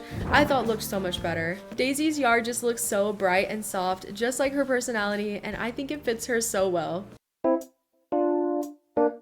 Now it's time to work on Maple's yard. Maple lived on Honeydew, the island that I made earlier this year, and I created a super cute beekeeping spot for her there, so I wanted to bring that same vibe to Lumi Island, but make sure that it matched with the meadowcore theme. I started by laying down some cobblestone and a cute cozy blanket design, and around the edges of the yard I planted flowers and added some wheat fields to get that meadowy feel, and on the cobblestone I went ahead and placed a couple of beehive boxes. Right in front of Maple's house, I placed a Lily record player to add a nice detail to the space, and I set up a rocking chair, which I think gave her yard such a calm and rustic feel. And of course, no beekeeping spot is complete without actual bees, so I did place the first honeybee model near the beehive boxes to bring this area to life. While I was working, I found a cute basket bag in my storage that I thought would be perfect for Daisy, so I quickly ran over to her yard and placed it down there for her. Then I came back to Maple's and I added a second honeybee model just outside of her yard for a little bit of extra detail, and back inside the yard next to the rocking chair I placed a magazine rack for Maple to enjoy during her downtime. To complete the cozy corner, I added a patterned cushion in front of the chair to act as a footrest, and behind the hedges I tucked in one more honeybee model, and then Maple's yard was done. I think it looks so cute, and the bees brought such a lively energy to the space. Lyman's yard is the last one left to decorate. While I was working on the other yards and digging through my storage, I came across the Turkey Day fireplace item, and I immediately knew that I had to use it somewhere in the neighborhood. It's green, it's cozy, I had to use it. For some reason, it felt like it fit Lyman's personality the best, so I decided to make it the centerpiece of his yard. To bring in some more nature elements, I placed some flowers, added a wheat field, and then I also added this wooden stool in front of the fireplace. On the stool, I put the this tiny glass bowl of grapes, and I just thought it was adorable. To finish off the yard, I did place this hay bed over here, which I thought complemented like the rustic outdoorsy feel of this area. And yeah, Lyman's yard came together so nicely. I love that it's full of greenery, and it feels so satisfying with how everything is so green. Like, it's the perfect spot for him. With Lyman's house tucked at the back of the neighborhood and his yard on the right side, that kind of left this little empty area on the left side that I thought also needed some decoration to bring balance to the neighborhood. I thought it would be perfect to make a pathway wrapping around Lyman's house, leading out behind his house into the neighborhood's beach. So I decided to create a small public park or like community space for the villagers to enjoy back here too. I started by placing pathways and framing the areas with a few trees, and I extended the wooden plank pathway all the way to the beach area back behind Lyman's house and all the way over here. And then back over here, I laid down some green leaf designs to go under some white vertical board fencing. I used the fencing to close off the area from the left side, making it feel more private for all of the villagers living here in the neighborhood. I used the bunny day topiary trick again, along with a wedding arch, a bench, and some round topiaries to create a little seating display. In the corner, I placed a square of brick pathway, and I added this evergreen ash tree item to add even more greenery. And to make it even cuter, I added a little bunny figurine to watch over the area. I filled in the rest of the space with flowers, shrubs, wheat fields, and some nature-inspired design codes. I think the area turned out so pretty. I love how it feels like a little cozy retreat for the villagers to stop by in. Next, I followed the wooden plank path all the way to the neighborhood's beach and stopped at every little spot to decorate them along the way. The first stop was this small rock overlooking the ocean. I just kept this one simple with one item, the wild log bench, to create a spot for villagers to sit and enjoy the view. Down the path a little bit further, there's this other rock space, and this time I decided to make a little bird lounge or like maybe a nesting area for some birds. I laid down some custom design codes and placed decoy duck items on top of each one. The little bird hangout was so simple and easy to do, but I think it added so much character to the area. Then I just had to decorate this small patch of land that was right next to the beach. I wanted to keep this area simple and focus on nature vibes, so I just laid down some green grass pathway and extended the wooden planks from this spot all the way down here to the beach sand. And on this little grassy path area, I placed a circular log table and added a few cute items like some plants and this ukulele. I added 2 white garden lanterns on top of some little flower designs over here, and in front of this stone, I placed another wild log bench to tie it all together with the rest of the walkway. For finishing touches, I added another hay bed, and I filled in the rest of the space with flowers, design codes, and this green leaf pile. I wanted to turn this area into a cozy private beach that felt like a natural extension of the neighborhood, a spot where villagers could relax, hang out, and enjoy the ocean. To make the decorating process more manageable and organized, I broke it into 4 sections, each with its own theme and vibe. For the first section, I created a remote tucked away area on the rock at the back of the beach with a lighthouse as the main focus. I started by laying down a square of brick path to ground the lighthouse and make it stand out. Around the lighthouse, I just wanted to keep the design natural and simple, so I added more wheat fields and scattered around a couple more of these decoy ducks that I found in my storage. And down here on the sand, I started planting some tulips and weeds. To rope off this area and make it look like blocked off from public access, I used 2 of the rope partition items, and I also placed a pair of these cute mum cushions around just to add more like various nature. I love this spot here because the lighthouse is just like looming in the background of the whole beach now, and I think it just looks so good. The second section of the beach included these 2 chairs, which I imagined as like public use chairs that are available on like a first come first serve basis. I wanted to make them look occupied, so I decorated around them with some fun personal objects. For the first chair, I laid out this pretty floral rug and added some small details like a pair of socks and this makeup bag. The makeup bag looks so cute cute, and I feel like I never have seen this item. To finish off the setup, I added a cup of boba like it was from the Boba cafe nearby, and for the second chair, I went with a very simple design. I just placed this small brown blanket and a magazine. For the third section, I created another beach hangout area, this time without chairs, but instead with these two cozy blankets. I wanted this area to feel like a space where two villagers might spend some time together doing cute activities by the ocean. On each blanket, I placed cushions so that the villagers could actually sit down, and I decorated with some more cute items like a cup of boba and a puzzle for the villagers to work on. I also included a petal parasol, and to make it feel more realistic, I included this pair of shoes on the ground as well. I just feel like you always take your shoes off when you're at the beach, so it made sense. And I found this really cute tea set that I thought looked good here too. And to finish it off and connect the space with the rest of the beach, I continued scattering some tulips and weeds. For the fourth and final section of our beach, I decorated this rock over here. I just placed a green bathtub and surrounded it with some greenery and custom design codes to make it feel lush and on theme. I added a leaf pile for some texture, and that was pretty much it for this rock. I kept it real simple. After that, I just walked through the entire beach one more time to add whatever final touches. These included a chair over here, a seashell there, and also these green portable potties. And with all four sections complete, the beach is now a lively, relaxing spot for the neighborhood villagers.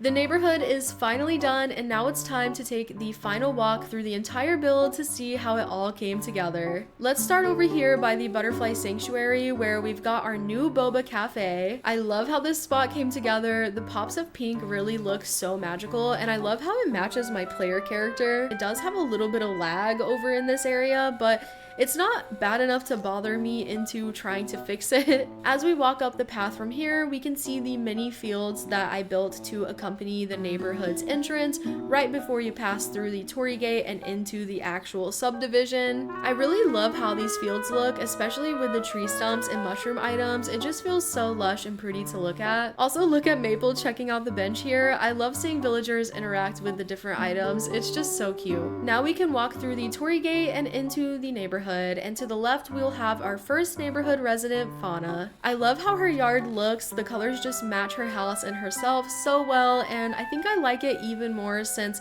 I've never really used any of these items in past islands. It just feels so fresh and nice to look at. Honestly, I think I can say that for this entire island, which is kind of wild since the game is approaching its 5th birthday this year. I love that each time I build an island, there's still more items to discover and decorate with. Anyways, this is Loli's yard over here across from Fauna. I love how simplistic and cozy this space turned out. Let's also go up here to Daisy's house next. I honestly thought her yard would be my least favorite when I was first working on it because I was just struggling and I kept comparing it to how good I thought that Fauna and Loli's turned out, but now I think it's honestly my second favorite right behind Fauna's. It just matches Daisy's so well. Next we have Maple's house over here with a beekeeping setup in her yard.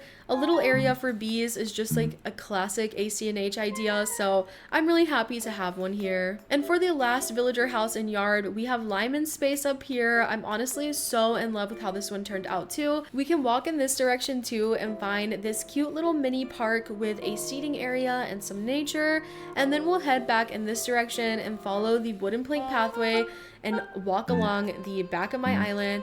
I really love how this walkway looks with all the flowers and this rock here with the birds. It's just so cute. And down this way is another filler area just leading us down to the beach. It looks so pretty here and I love walking through this space. I was afraid that I used too many of the plank design codes and that they would look overwhelming, but honestly, I love how it ended up looking. Now for the final part of the neighborhood, the private beach space just for the residents. We have this lovely nature spot here with the lighthouse and all of the different items. I love the wheat fields around here. It just looks so overgrown and very, very cute. Of course, we have some nice places for villagers to relax and unwind at the beach. We've got this chair here and we've got the 2 chairs down here. And if we keep walking, we got the 2 blankets down this way as well.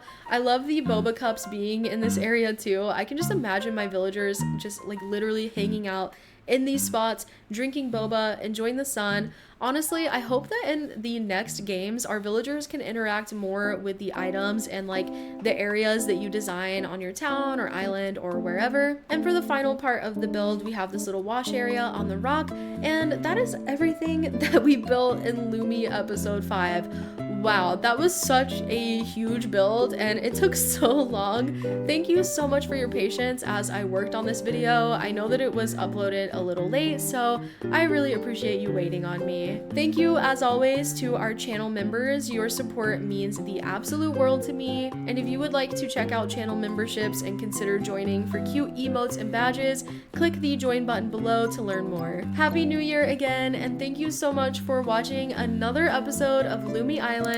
Be sure to subscribe so you don't miss the next one, and I will see you later. Bye!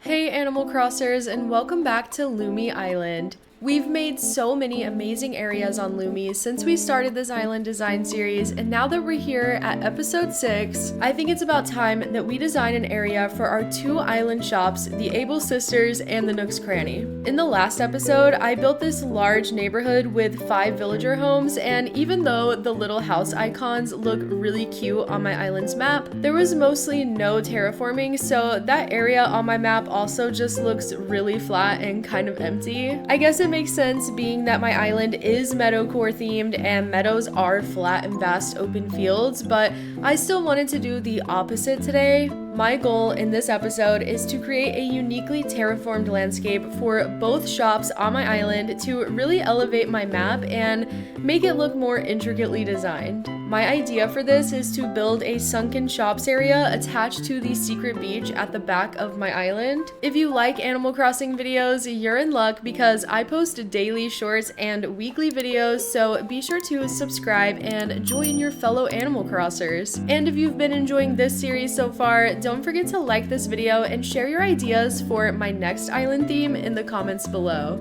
Okay, let's get started on designing these shops. So here's my map right now before we build a new layout for the shops. You can see that it's mostly the default island back here where I want to build. So to make room for everything, I needed to do a pretty big cleanup session and clear off everything from these cliffs. First, I needed to trim my river down, and then I had to clear out all the flowers that were on the cliffs and the cedar trees too. It took so long and I had to devour so many fruits to dig up all of these trees. I had this image in my head before going into this. I wanted the secret beach at the back of my island to like open up into a sunken space where the shops would sit surrounded by cliffs full of waterfalls and flowers. So I got started on carving out the cliff back here near the secret beach. I just kept removing the cliff until I had this like nicely sized carved out space that was centered with the secret beach in the back. I hope all of that makes sense. To connect this area back to the rest of my island and my river, I landscaped this waterfall and stream that flowed into another waterfall and down into the island's river. I also added a Zen bridge stretching over the water right here because I thought that it would make a nice viewing point later where you could walk across and look down at the sunken shopping district. I didn't want this waterfall to flow into nothing though, so I did terraform a small pool of water down here. Before I placed the actual shops here, I wanted to build some inclines. I already used 6 out of the 10 available inclines on my island near the entrance and the plaza. I wanted this area to be pretty grand though, with multiple staircases, so I decided to go ahead and use the rest of the 4 available inclines. Hopefully I won't need any more later. I started with putting one on this side of the waterfall, descending down into the shops area. I chose the natural ramp to use here since it's green and it looks natural. I knew the shops were gonna be like very industrial and structured, so I wanted to add as much greenery and nature as possible to keep this area on theme with my meadowcore island aesthetic. I time traveled to get the incline constructed and also placed the second incline over here on this side of the cliff so that I could just easily run up and down when placing the rest of the inclines. For this staircase, I went with the white plank ramp just to add something different, and I think it looks cute. After I time traveled again, I was able to place another natural ramp parallel with the first one going down into the shops area. That way it could be satisfyingly symmetrical with each ramp aligned with one of the shops. Speaking of the shops, I needed to map out where the actual buildings were going to go. Like I mentioned, I wanted them to be aligned with these natural ramps so that you could run down them pretty easily and it would just be like a satisfying layout and it would look cool on my map. So I used some of the in-game dirt path to mark out where the shops would go. For the Ables, I marked out a 5x3 rectangle, and for the Nook's Cranny, I marked a 7x4 rectangle. The Nook's storefront is larger, so to make it centered with the secret beach and everything else, I had to adjust some of this cliff right here to make it fit. Overall, I'm pretty happy with this general layout. I feel like it's a little bit smaller than I hoped, but I think that that will also make it feel more cozy in the end. I tested out some of the brick pathway that I knew I wanted to use in between where the shops will go to make sure that everything will fit, and I definitely think we'll be able to make this work.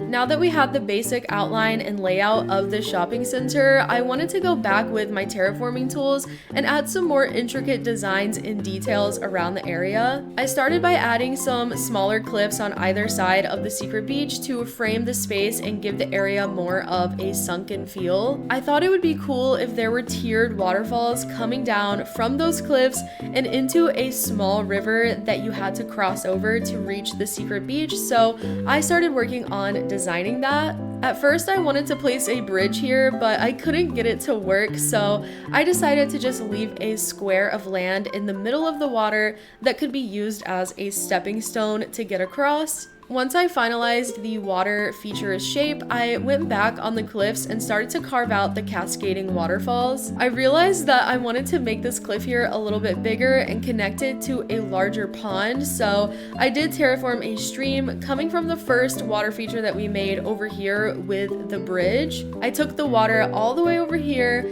and I placed a bridge going across this river too so that you could have a place to cross all of the water. I ended up removing this later though. I finished up this cliff and I expanded it to connect with the river here, and then I made a waterfall and stream to connect it with the other waterfall over here and bring everything together with the secret beach water feature. I know that that was like so much waterscaping, but basically I just wanted to connect all of the different water features so that all of the water could flow back into my river eventually, because I don't know, I just thought that that like environmentally made more sense. Once all of that was done, I went ahead and grabbed the Nook's Cranny moving kit from the plaza and I placed the store into its marked plot. I time traveled to speed up the construction on that and the new bridge, and when I got back the next day, I placed the Able sisters into its designated plot as well. You might notice that I ended up placing the stores one block forward than I initially planned, so I had to go behind the shops afterwards and clean up the leftover dirt pathway. This is also when I decided to demolish that new bridge that I just built, so I went ahead and talked to Tom Nook to do that before time traveling again. The area was really shaping up at this point, but there was still some more terraforming that I wanted to do. Bear with me, y'all. I know that there's so much terraforming for this build. I just really want my map to look cool, okay? It's gonna be worth it. I went down to this spot over by my island's river and across from the plaza. I wanted to expand our cliff to cover this whole space so that the cliffs would be like up against the river. Once I did that, I took my waterscaping tool and made some waterfalls and connected them with a bunch of different streams, and I decided to terraform another small cliff on top of this one too, so that there would be a natural viewing point of the entire area from up here. Once I decided on a final shape for the cliff, I created more cascading waterfalls flowing down into the river below. Back over here where I demolished that bridge, I decided to make another stepping stone crossing point instead. Then I went back over to where we were just working behind the plaza to place a bridge here instead. I thought that we could have a diagonal bridge going over my river into this area. The waterfalls and terraforming is just so cool around this spot, and I thought that a nice bridge would encourage visitors to walk this way and see all of the views. I decided to go with the flat wooden bridge this time since I thought that it matched the space best. Once I figured out the bridge placement, I paid off the owed amount and time traveled to speed up the construction. And when I got back to my island the next day, I actually demolished this white plank ramp that we placed over at the shops area before. I quickly time traveled again to speed that up, and then I replaced it with another white plank ramp immediately. I just put it on this side instead. I thought it looked better this way since it was centered with this bridge. And yes, you guys, this ended up being like a 1 million bell project. Like, it cost so much to keep building and demolishing these things, but it was totally worth it in the end. Once I time traveled again to get this new incline in place, I got out my waterscaping tools to fix this stream up here. Since I had demolished that bridge going across the water before, and the only way to cross this stream now was to go all the way up here and go to the stepping stone near the cliffs,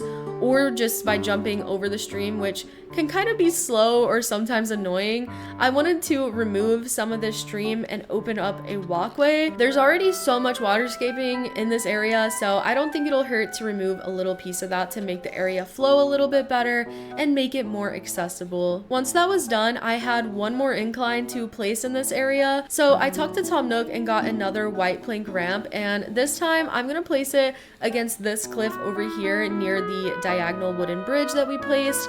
And having the incline here just makes like a nice loop so you can easily get in and out of the shops. I thought that that was important since the shops are somewhere that you visit frequently in Animal Crossing. Everything was looking really good, and I promise that we're almost done with the landscaping and terraforming portion of this video. After that, we're gonna move on to decorating. The last thing I needed to do though is shave off a big portion of the left side cliffs over here. The cliff is just way too big, so I cut through where I wanted it to stop, and then I just started removing the rest. This took forever, but I'm so glad that I did this now instead of waiting until the next episode. Once I had the cliff cut down to size, I made some small tweaks to the remaining cliff. I carved out this little pond, and then I made some waterfalls flowing into it from the cliffs above.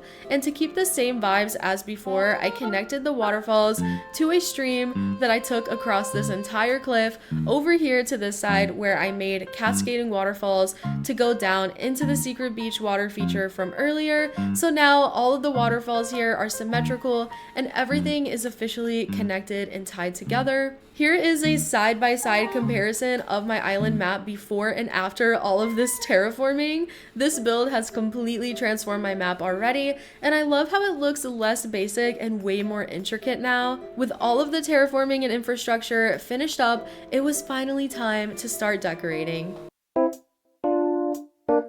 Okay, I lied. It's actually not quite time for decorating. First, I have 2 short side quests to take care of, but I promise I'll be fast. Like I mentioned earlier, I terraformed this extra cliff right here so that it could be used as a viewing point for the entire shop's area. I wanted to make it easy to access and obvious that it's a viewing point by setting up a ladder kit right here. That way you can just climb up here at any time to take in all of the views. And while I was crafting the ladder kit, I went ahead and made a bunch of extras to place around the different areas of my island. I placed one over here so that you could access these cliffs too, and then I placed one on this cliff near the shrub fields on my island, and I placed another one right here leading up to this wheat field picnic at my entrance. And lastly, I added one more kind of hidden right here near my plaza so that you could climb up into this tiny area behind Julian's house. So now when I upload my island to the dream address and you come visit,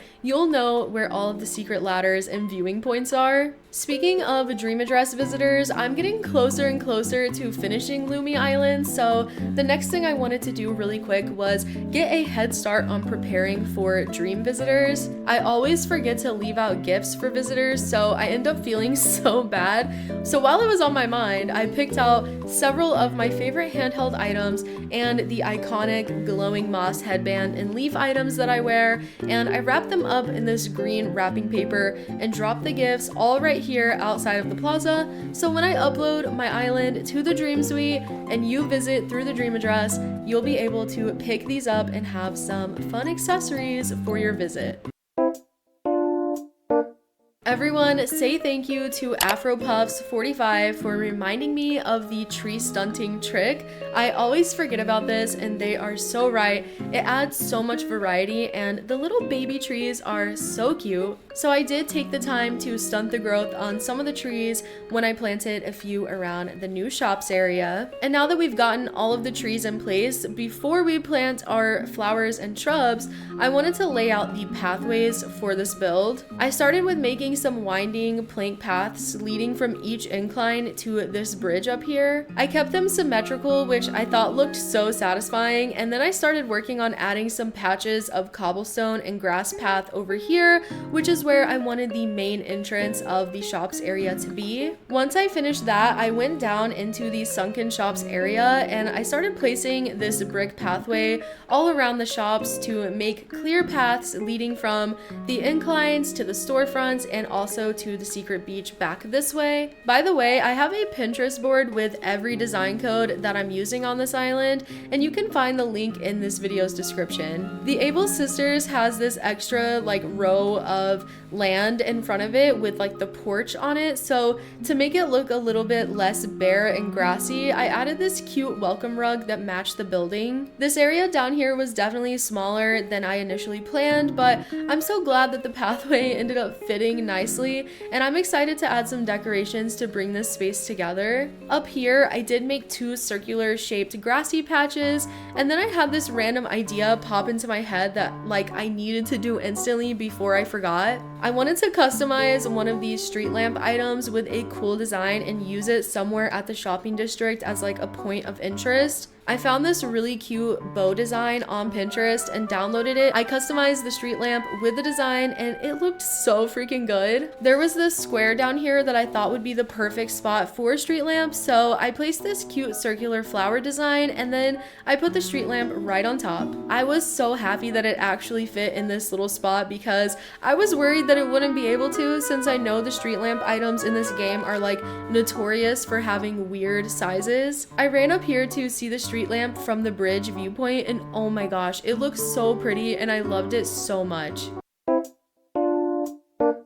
Before I got started in covering the shops with different furniture items and decor, I needed to populate the area with some flowers. Actually, not some flowers, I mean lots and lots of flowers. My island is meadowcore and I wanted to have some large fields of nothing but flowers to really lean into that meadowy feel. I thought that the cliffs around our shops would be perfect for this. I could just cover the large surfaces with flowers and it would look so pretty, and it would also be so easy. It's also perfect to prevent more lag on my island, especially since the giant neighborhood that I built in the last episode is kind of close by, and that area has so many items and it's already a little laggy over there. But hey, maybe my island won't be so laggy on the new Nintendo Switch 2. I don't know if you've seen the new trailer for the console. Spoiler alert if you want to look it up yourself, but I think it looks awesome and I'm so freaking excited for this new system, y'all. It just looks like such an upgrade. The only thing I'm hoping for, other than a new Animal Crossing main title of course, is some different colorways for the Switch 2, maybe a white edition would be nice. I loved the color options that we got with the Nintendo Switch Lights. I'm just really excited because I know that a new Animal Crossing title is in our future, and I'm also manifesting another Animal Crossing special edition console, like an Animal Crossing Switch 2 with a new game. Nintendo, I am begging you. Anyways, I thought that avoiding more furniture items and more lag by covering these cliffs with nothing but flowers would be a great idea, so I decided to go for it. It was a really long process though, since I had to travel back and forth from my island to a treasure island to get all of the flowers and shrubs that I needed. And since we only have 40 inventory slots in this game, it took a while to get enough flowers and shrubs to cover all of this large space. But I did remember to record my island flyover one time when I was traveling back from the treasure island, so I wanted to show you what it looks like so far. I love this island so much, oh my gosh, I get so happy looking at it. Anyways, after a lot of time, the cliffs were officially covered in flowers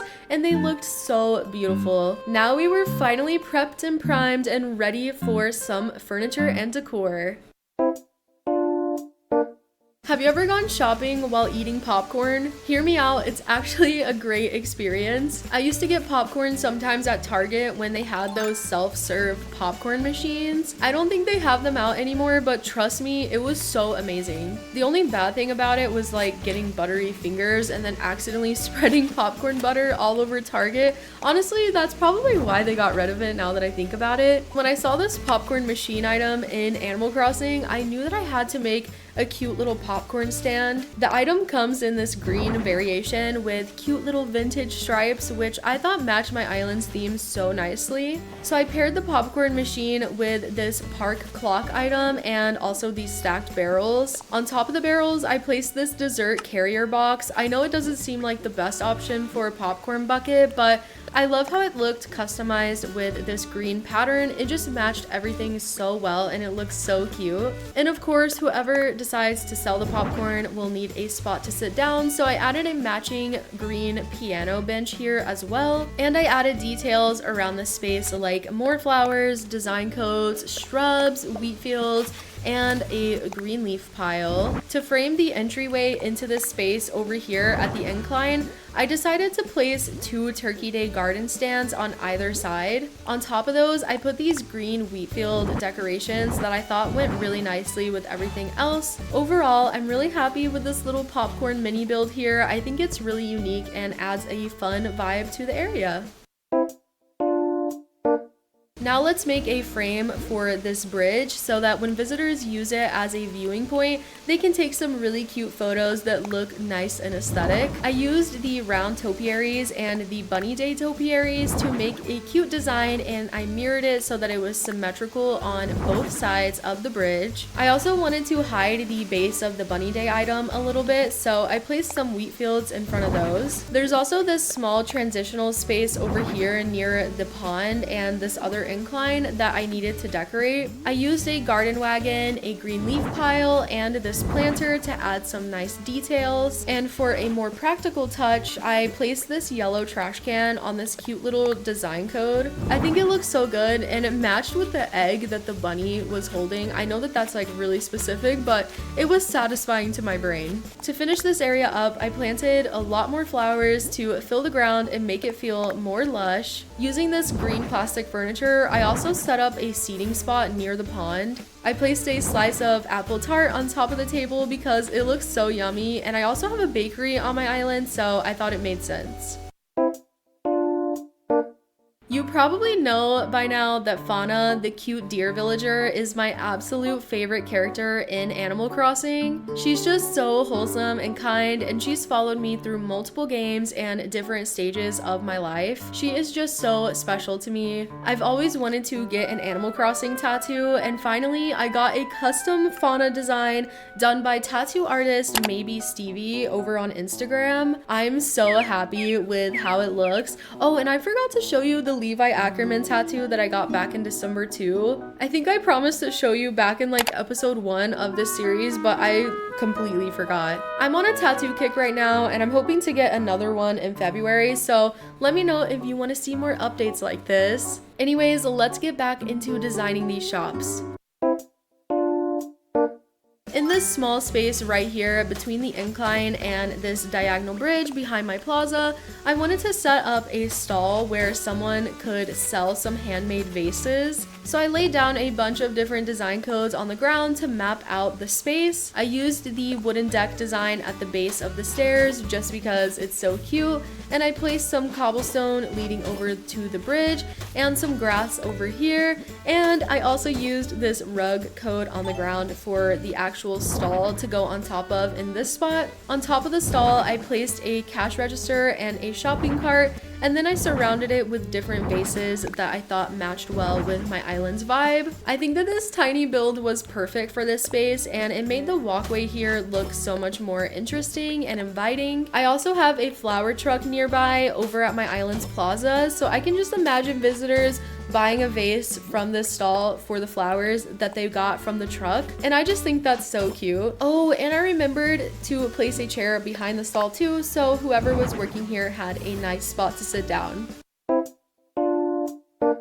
Now it's time to get to work on decorating the actual sunken shop space. Like I said before, this area ended up being so much smaller than I originally planned for, and I wanted to prevent adding more lag to my island, so I wanted to keep the decor here pretty minimal. It works out anyways, since I think the shop should be one of the more functional spaces on the island, since we're always in and out of the nook's cranny. I placed 2 shopping carts on the pathway to make the space look more alive, and then I used this cool balloon cart thing over here in front of the Ables. I thought it looked so cool, and it adds to the vintage vibes that we got going on with the popcorn machine and stuff. I did have to move it temporarily though, because I remembered that you can actually place custom design clothing on your island, and I thought that it would be so adorable to feature some green dresses that really matched Lumi, including this dress that I'm always wearing. I'm so glad that I did that because it ended up looking so pretty, even if the display was slightly hidden behind the balloon cart when I placed it back.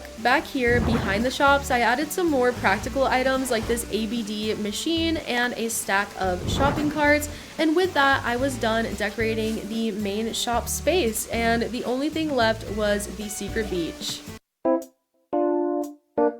I wanted to keep Red Secret Beach pretty simple and on theme with the rest of my island. I thought about doing something more on theme with red, like a pirate themed beach or something like that, but I thought keeping it meadowy and pretty would look better. So first I used this party lights archway to frame the beach and make it extra cozy. Then I placed a few design codes on the sand, including this cute stack of letters and this nice brick. The designs just make the sand look so much more interesting and textured. And for items, I added these glass bottles and a bicycle, and that was that. Okay, Animal Crossers, we're done with the entire Sunken Shops build, and it's finally time to take a walk through and see how everything came together. Of course, we have our lovely popcorn stand where you can grab a snack before your shopping trip. This is definitely one of my favorite details in this build, and back behind here, this whole space is just covered in flowers, but I love how you can actually walk back here and get immersed in the meadows. It just feels really pretty and really, really meadowy, which is exactly what I'm going for. We can keep going this way and onto this bridge for the main viewing point of this build, where you can really take in the sunken shopping district below. Of course, we've got a nice seating area back this way and a cute little pond with some more natural elements. There's also a secondary viewing point up on this cliff, which you can access by climbing this ladder here. I love this spot, and I'm so glad that I made this viewpoint because now I can enjoy all of the waterfalls that I terraformed over here. It just looks so cool, and I'm really glad that there's at least one spot on Lumi where there's more like intricate and detailed terraforming. If we head back down here and down this incline, we can visit the Vase Vendor. I did change out some of the vases here, and I think it looks so much better now. I just love this build too, and I'm hoping to make a pottery studio somewhere on the island as well, so there's like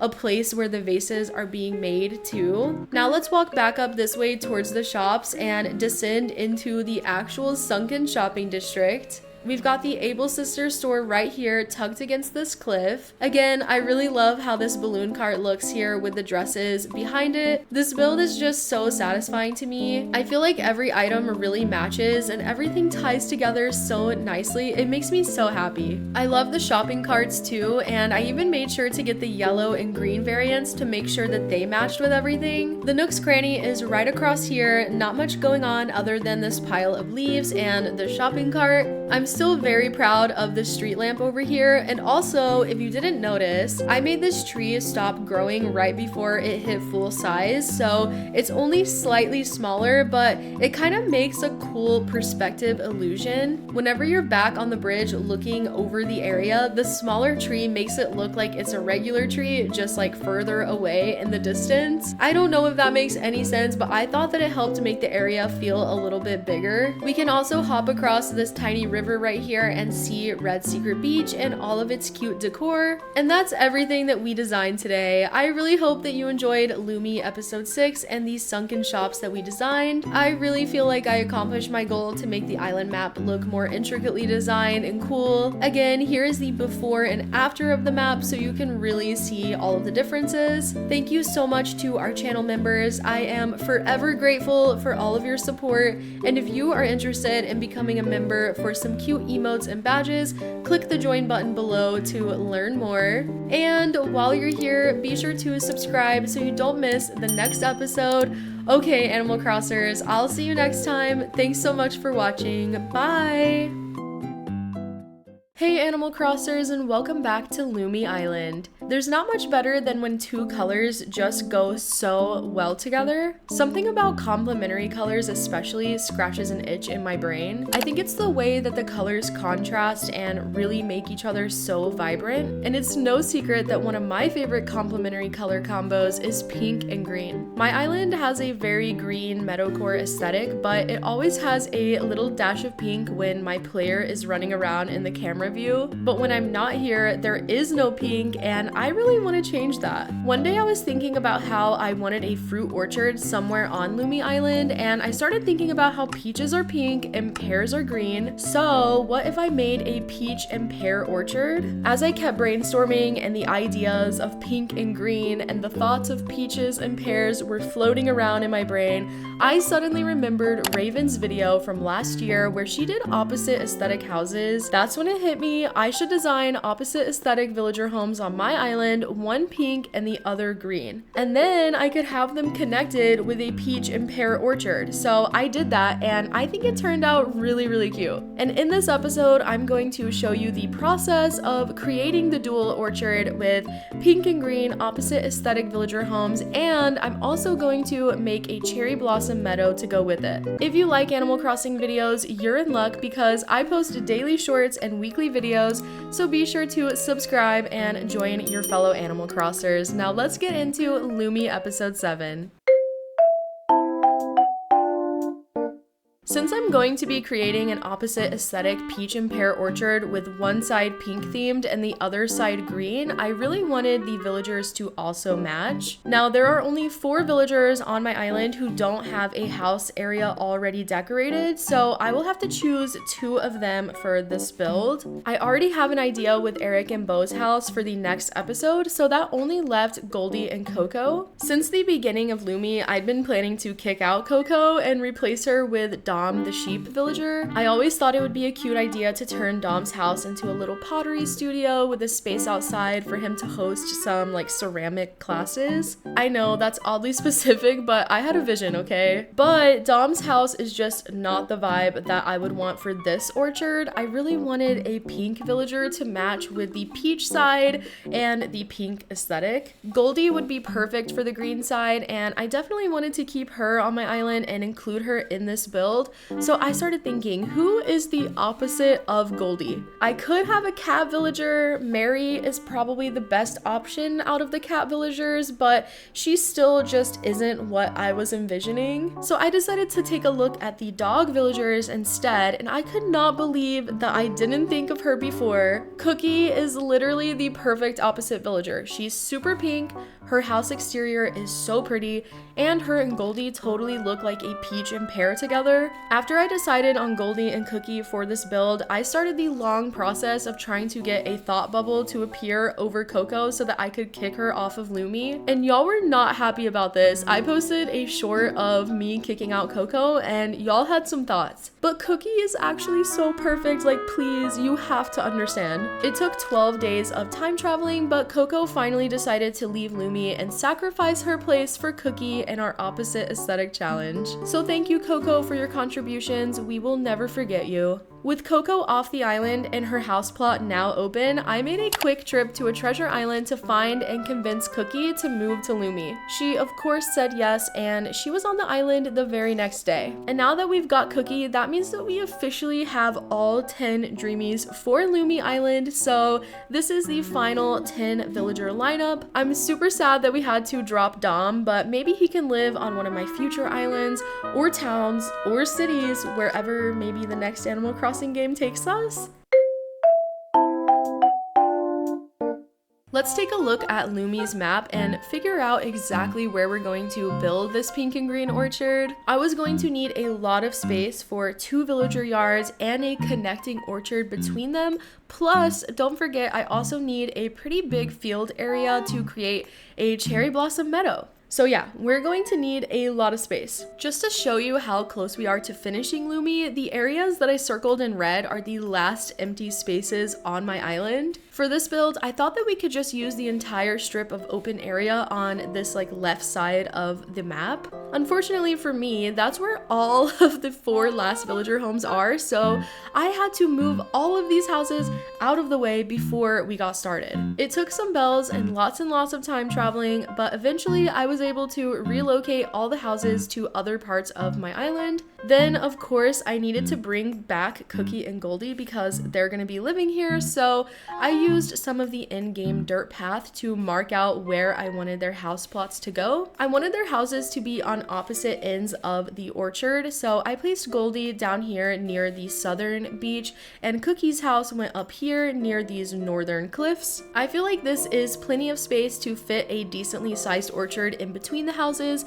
and there's all this big open space right behind Cookie's house as well, which would be perfect for the cherry blossom meadow that I have been planning to make. And with all of the build plans finalized, I brought in Cookie and Goldie into their new plots, and now we are finally ready to start working on this opposite aesthetic challenge.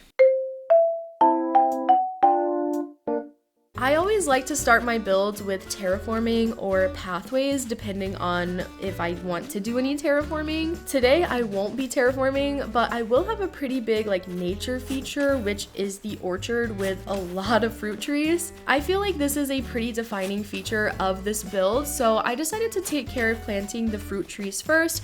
That way we could kind of build everything else out around it. Taking my shovel, I went between the 2 villager houses and started to map out where I wanted the fruit trees to go. I wanted the top half of the orchard to be peach trees and the lower half pears. That way it looked kind of like a gradient with the pink area up here slowly turning into a green area as you walked southward into Goldie's house. I ended up going with 16 of each fruit tree, and I'll show you a screenshot of the layout if you want a reference to use so you can see like the exact placement. I made sure to also leave an opening going down like through the middle of the trees. That way there was a clear path between Goldie and Cookie's houses, and it all felt super connected. After planting the trees, it was time to get out my pathways and start creating the direction of the build. My biggest design tip is to do this. Starting with the pathways makes everything so much easier because you can plan the basic flow of your build and then just start adding on top of it. If you ever feel overwhelmed with designing your island, just remember that. I don't know if any of that was helpful, but let me know if y'all want me to make a video with more design tips, and I gladly will. Back to the pathways, as you can see, I made a path leading from the plaza to our orchard and down to Goldie's house too. I varied the different pathways to make sure that there were lots of different textures and to keep it from looking too bland or unnatural. Then I took this brick pathway and paved the walkway through the middle of the orchard. I left an opening in the middle of the trees where I put down a little patch of grass to break things up and make it look a little bit more interesting and also just more green because I didn't want there to be just like an overload of this brick pattern. After that, I started working on the pathing over at Cookie's house. I gave her a really cute welcome rug and I made a wooden plank path going back here behind her house for the future cherry blossom meadow. Then I came back over here and basically repeated what I did at Goldie's house. I varied all of the different pathways that I had. I don't usually have a plan when I start placing the actual pathway.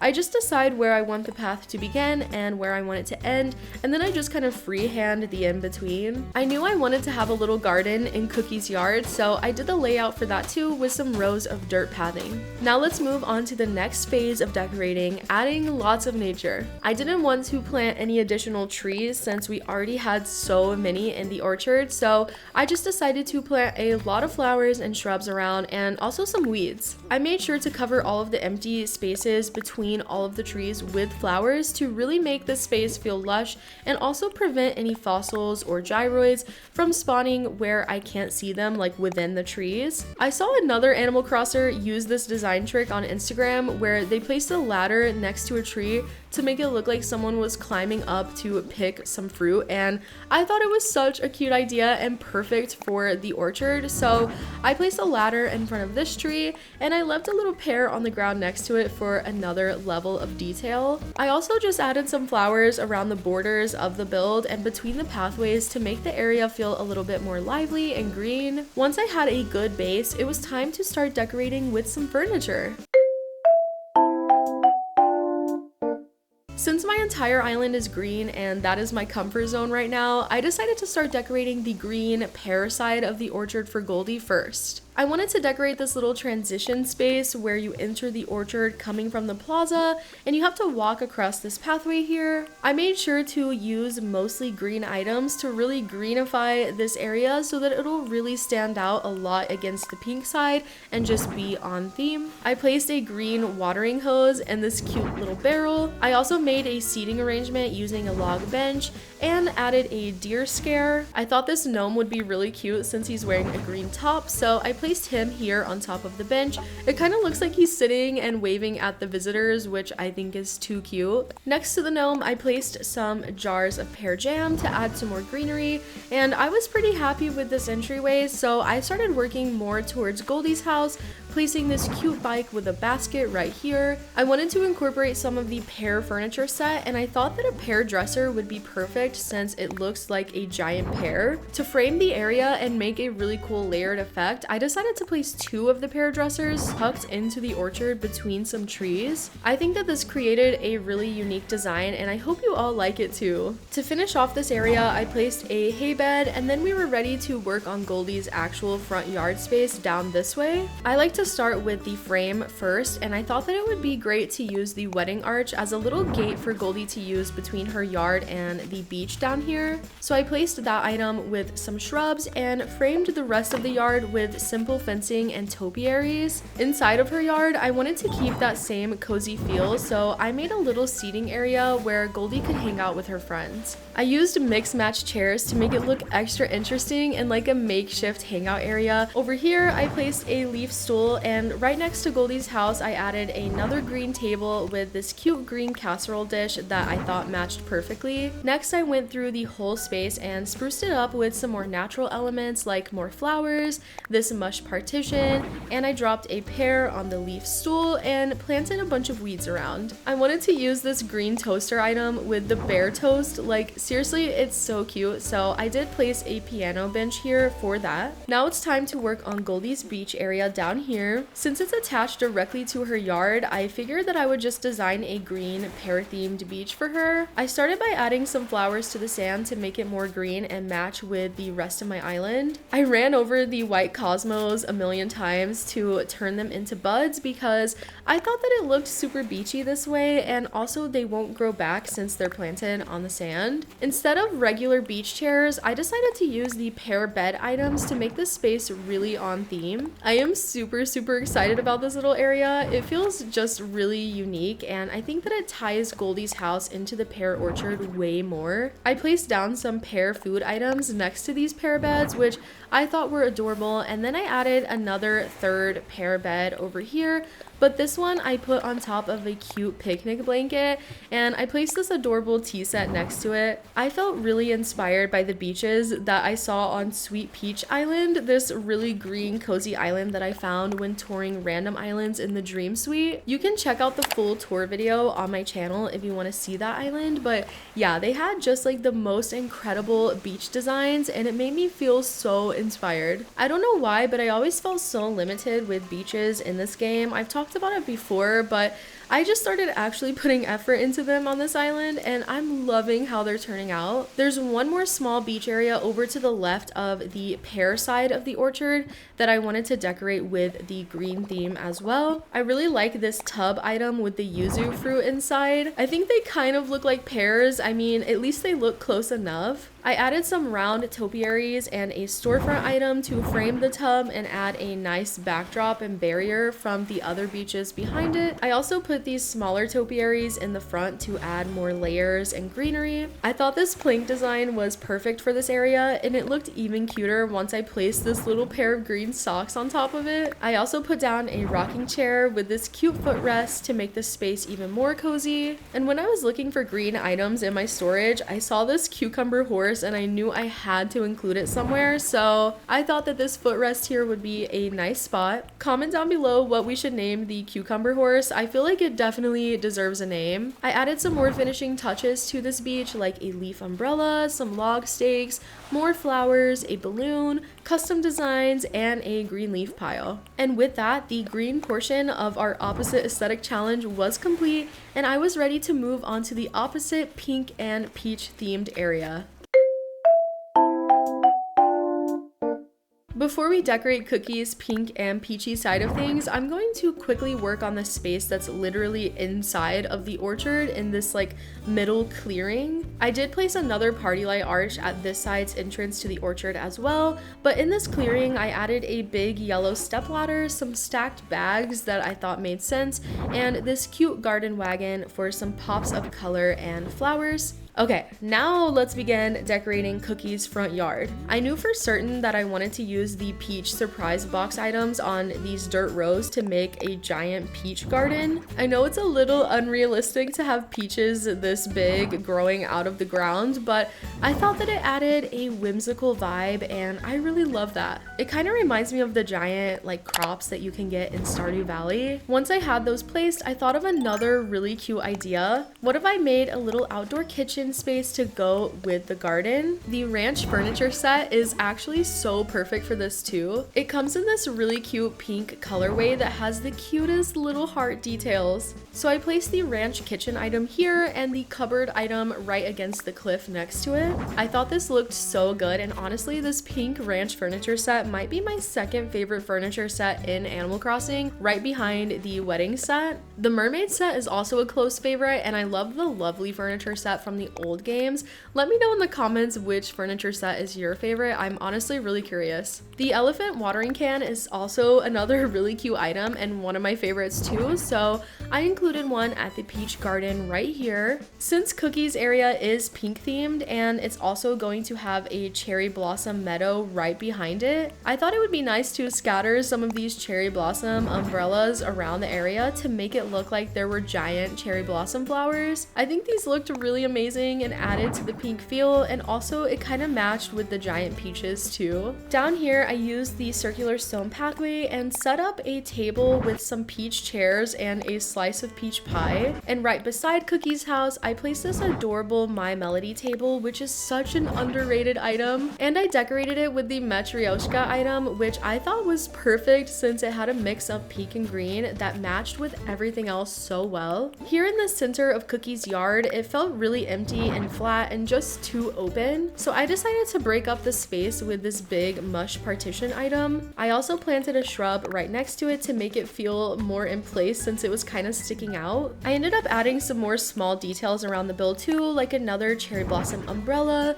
some log stakes, this garden wagon, and of course another green leaf pile. At this point I was feeling pretty happy with how Cookie's yard looked. It just felt like it was missing something right here next to the mush partition. I really needed an item with some height, so I decided to try out this pink star-shaped net and also the pink lily record player. I ended up liking both of the items, so I messed around with their positioning until it looked right, and there we go. Now before we go on to creating a cherry blossom meadow behind Cookie's house, I wanted to work on this long strip of beach that we had over here. I decided to go through and cover the beach with flowers and weeds first. Then I decorated this small rock with a pink themed little setup. There was no specific purpose for this setup. I just wanted to add more pink and peachy items and a cozy little place to sit. I felt like the beach also needed more pink, so I added these pink shell stools and also this really large like bell item. Then I went down the strip of beach and added some cherry blossom petal piles as well.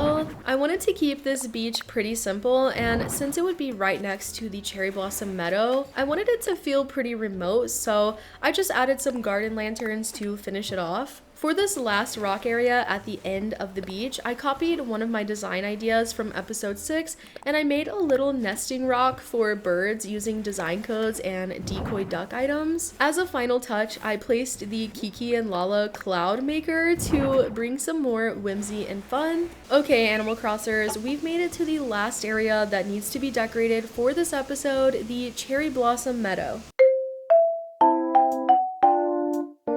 I wanted the meadow to essentially just be a field of pink flowers with some of these standee items, which you'll see later. To start, I just got some pink tulips, lilies, and hyacinths for the meadow. I thought that I could alternate between the flowers to make a full pink and lush field, but I quickly realized that the tulips were making it a little too dark and taking away from the airy vibe. I don't know if that's the right word, but I hope you get what I mean. So instead, I just decided to stick with alternating the pink lilies and hyacinths for the field, and for the leftover tulips that I had, I scattered those throughout the beach that we worked on before, which I thought was actually perfect because it ended up adding a pop of pink and really tied the beach in with the cherry blossom meadow. It took a lot of Treasure Island trips to get all of the flowers that I needed for this meadow. Also, if you decide to make a similar field, just know that it's easier to start with one flower type and just plant all of those first, and then go back with the second flower type. After tons of Treasure Island visits and a lot of flower planting, I finally had the entire field covered, and it looked so pretty and satisfying. Now to really elevate this cherry blossom meadow and well add some cherry blossoms, I used a mix of these standee items and dispersed them throughout the field.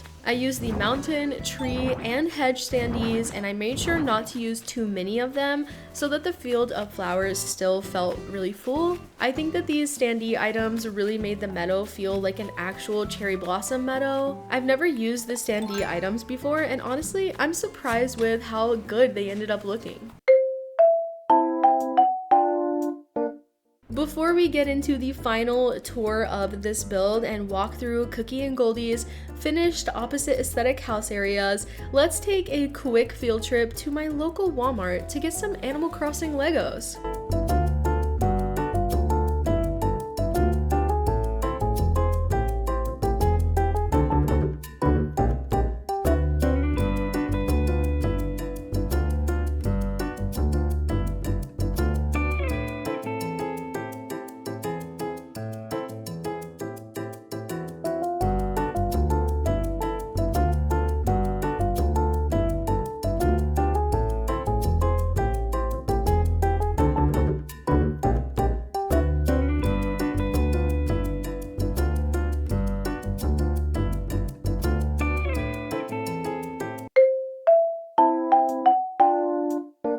Welcome back from your field trip, Animal Crossers. It's time to take a final walk through today's pink versus green, peach versus pear, cookie versus Goldie opposite aesthetic build. I'm not gonna lie, this is probably my favorite episode of Lumi so far. I really love how this space turned out. I'm proud of myself for staying on theme and really sticking to color matching this entire area. This area here looks so cozy and inviting. It's the perfect entrance for our orchard and for Goldie's house too. Goldie is actually leading us to her house right now, which is so cute. Oh my gosh. I was worried that her yellow house would stand out too much and not fit in with the green vibes, but honestly, I think it ended up looking perfect. I think my favorite thing about her yard though is the frame with the fencing and the topiaries and the wedding arch. It just looks so cozy and it reminds me of like a cozy grandma like cottage vibe. The beach down here makes me so happy too. Like the pear beds just look so fun, and I'm so glad that I decided to have a fruit themed build on this island. I realize now that I probably could have added some coconut trees, but at the same time, I think it looks pretty good on the beach without them. Let me know what you think. Okay, so let's head back over here and check out this other green beach spot right here. The topiaries just look so satisfying, and I love all of the green touches. Don't forget to comment your name idea for the cucumber horse too. Let's go up and into the actual orchard now, where we'll start with the green pears and transition into pink peaches. Y'all, I love this, and I think that the gradient effect is actually like working. I think it looks so good. So let's keep going up here and see Cookie's yard. Here we are. So freaking precious. I love how pink it is, and I feel like there's really unique items here with the giant peaches, the watering can. All of it just looks so nice. I love the giant cherry blossom like flowers as well. Well, they're really umbrellas, but yeah, I am obsessed, and I can't wait to see Cookie like wandering around outside of her house. We also have the beach area, which again, I think really looks so good with the pink tulips. We've got the little seating spot here. Let's head over here and check out the little outdoor kitchen space with the pink ranch kitchen items and also the cherry blossom meadows back here. They turned out so pretty. The standee items look so good and it's just so lush, and also it helps prevent adding more lag to my island. Since it's not heavily cluttered with furniture items, I think that the flowers will be like less harsh on the game, if that makes sense. And of course we also got our little nesting spot for the birds. I'm gonna move this cherry blossom pile and place it here instead. Yes, that looks so much better. And yeah, that's the entire build. All right, Animal Crossers, that concludes episode 7 of Lumi Island. I also wanted to warn you before you go that there are only 2 more episodes of Lumi Island. Yes, only 2 more. I can't believe it, but honestly, I'm so excited for what's to come after. Be sure that you're subscribed so that you don't miss the last episodes of Lumi, and leave a like if you've enjoyed the series so far. I also want to say thank you to our channel members. I really appreciate your extra support, and thank you again so much for watching. I really appreciate you, Animal Crossers. Okay, I'll see you in the next one. Bye! Welcome everyone to this beautiful meadow wedding. We are gathered here today to celebrate the love between 2 of the sweetest deer on Lumi Island, Eric and Bo. Love is all about sharing snacks, chasing butterflies together, and always having someone to help you pick out cute sweaters, and no one does that better than these 2. Oh my god, they're literally so cute, I'm gonna cry. My wedding better be as amazing as this. Personally, I stand and I cannot wait to eat the cake. Wahoo! And now the moment we've all been waiting for, Eric and Bo, by the power vested in me as, well, an island resident, I now pronounce you partners for life. You may now do a happy reaction. This is so beautiful. Ugh, I need to go to the snack table. If they don't serve cupcakes at the reception, I'm walking out. Look at them. Just so cute. But does anyone know when we get some cake? Congratulations to the lovely couple! And thank you for joining us today at this beautiful wedding ceremony. Hey Animal Crossers, and welcome back to Lumi Island. Happy Valentine's Day. I hope you all enjoyed Eric and Bo's lovely wedding ceremony. In honor of the lovey-dovey holiday that is Valentine's, I thought it would be fun to make an extra special Lumi episode where we celebrate love. I know that we just got done attending a wedding, but I'm talking about all types of love here, even the platonic kind. So yeah, consider this your annual reminder that you are loved, and also a reminder to show love to all of those around you. Seriously, we are on a floating rock, people, and it's everyone's first time doing this thing called life, so just remember to be kind and put out love into the world. We need more of it, okay? Anyways, I do need to work on my island this week, and since it's Valentine's, I thought that it would be perfect to build a wedding venue for Eric and Bo, who I've decided are a cute couple on my island. I'll also be creating a mini meadow for both of their cottages and decorating their yards. If you like Animal Crossing videos, you're in luck because I post daily shorts and weekly videos, so be sure to subscribe and join your fellow Animal Crossers. Before we get into this episode, I did want to say a quick thank you to all of the special guests who attended the wedding. You can find all of their links down below. Now let's get into Lumi episode 8. Bo and Eric's wedding took place at a set that I made on Harv's Island, so I thought it would be amazing to recreate the wedding on my actual island. That way it is forever memorialized. Plus, I just love the wedding furniture set in Animal Crossing. You've probably heard me say that plenty of times now, but it's just such a pretty furniture set, and I've been using it a lot on Lumi Island. So I thought, why not just go all in and make a dedicated wedding venue? There's this little area down here in the bottom right corner of my island where there's plenty of land space and also this nice beach area like bordering it. And not to mention there's the boat dock down here as well. I just feel like this would be the perfect spot for a wedding venue. My idea is to make the actual wedding ceremony area on the grassy land spot and then move onto the beach to design a reception space where everyone can celebrate after the wedding. So let's begin with the wedding ceremony space first. I started by framing the area with some trees and the wedding arch item. I usually don't start decorating with furniture items right away, but the wedding arch is going to be like the main centerpiece or focus of the build, so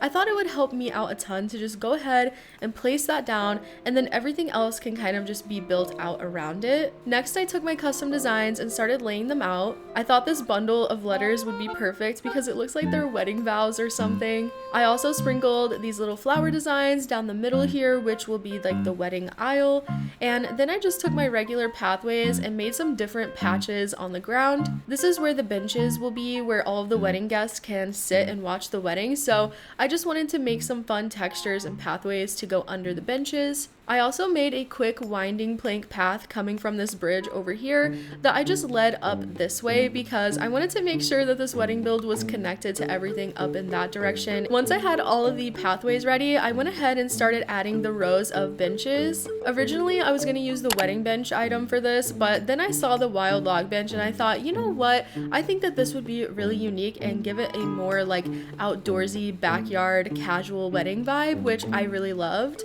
At the archway, I did add some topiaries to make it more lush too, and I also included this music stand to look like a small podium. I feel like it made the archway area look a lot less empty and more like a wedding could actually take place here. There wasn't much more room in this area after I added the benches, but I still wanted to add a few more small details to make the build more lively, so I decided to make a little entrance type of thing down here at the end of the rows of benches. My thought process here is that this is where the visitors will arrive, so I wanted to set up some different items, starting with this Lily record player. Oh, and also I added 2 of the wedding flower stands near the altar as well, and this wedding ring like pillow thing. I thought it would be so cute, so I placed that down, and I threw some cherry blossom petals down the aisle for some extra detail, like little piles of them, so it looked like they were thrown out during the wedding. Anyways, now back down here at this little entryway, I added these wooden partition items kind of as like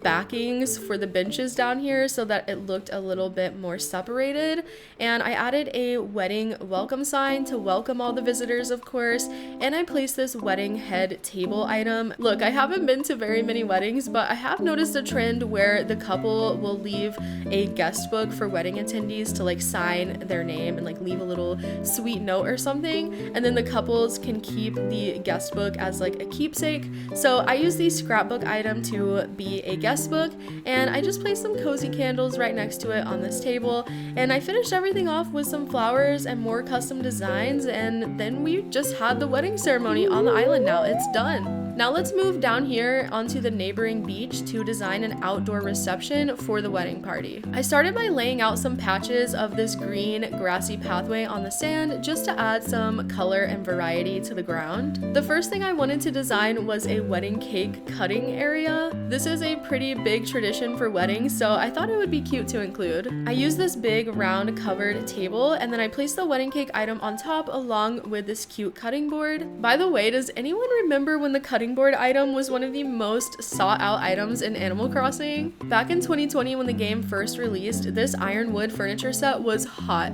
Like, I mean, everyone was searching for these DIYs and items. Specifically, everyone wanted this ironwood kitchenette item, and to craft it with a DIY recipe, it required one of these cutting boards. So yeah, every time I use this item, I have flashbacks to that time where everyone was desperately searching for these. Flower arrangements and florals are a huge part of any wedding, so I made sure to keep that in mind while decorating, and near the cake cutting table, I placed this larger flower arrangement and also a heart-shaped bouquet. Wedding receptions are usually just after parties where everyone comes together and celebrates the wedding that just occurred, and usually they serve lots and lots of yummy food, because what's a party without food? The wedding receptions I've been to even had like assigned seating with fancy tables set up all around, so I decided to kind of recreate that vibe with 2 of these wedding tables, and I paired them with the matching wedding chairs and just set up a dining area for all of the guests. These are pretty big tables, so I decided to just stick with 2, that way we would have room for other stuff on the beach as well. I also added some wedding candles around on the ground just to help set that cozy and romantic mood,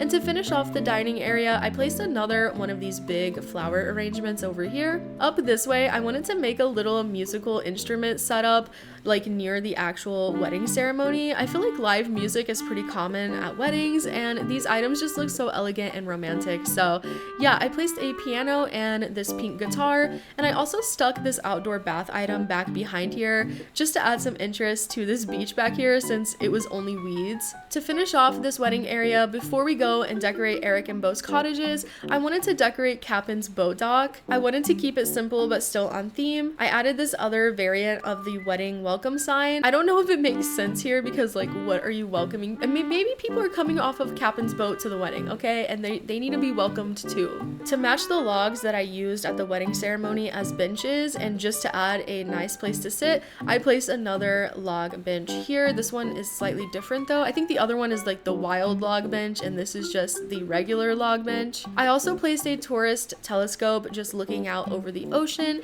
and to bring it all together, I added some flowers on top of the bench and a few design codes around the deck.